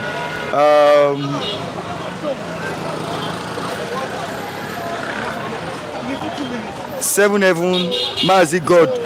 God has never been in Nigeria because he didn't create Nigeria. Okoko them is Wike who betrayed Obi in Rivers State from the north. Good morning, Mr. Tinubu. Yes, good morning. Good morning. You're welcome to Flip TV this morning. Thank you. Yes. Let's start from here. 8 years of Buhari, was it really a waste? According to Obasanjo, former president of Nigeria, it was not a waste, it was a disaster. A disaster? Yes, that's what Obasanjo, and we're having another disastrous one, you know, because Bola Ahmed Tinubu has not been impactful with his leadership, and that's what Obasanjo is talking about. Good morning, viewers, and thank you. God bless you, all those who are watching us from anywhere you're watching us from. Say God bless you. Thank you for always joining us here. Okay, let me take you on this as well. Yes, because he says you are going to be brief as brief. I've already. It's not easy. I've been here for almost hours now, but just to register my presence, and yes. I say one or two things concerning what the Vanguard newspaper is talking about today on the economy. Yes, I keep on saying it. A lot of challenges were being thrown. Governments cannot do more than they have, cannot offer what they don't have. This administration cannot offer what they don't have. But what we are saying at this point is look at those critical sectors and make it work. forget being a jack of all trade, master of none.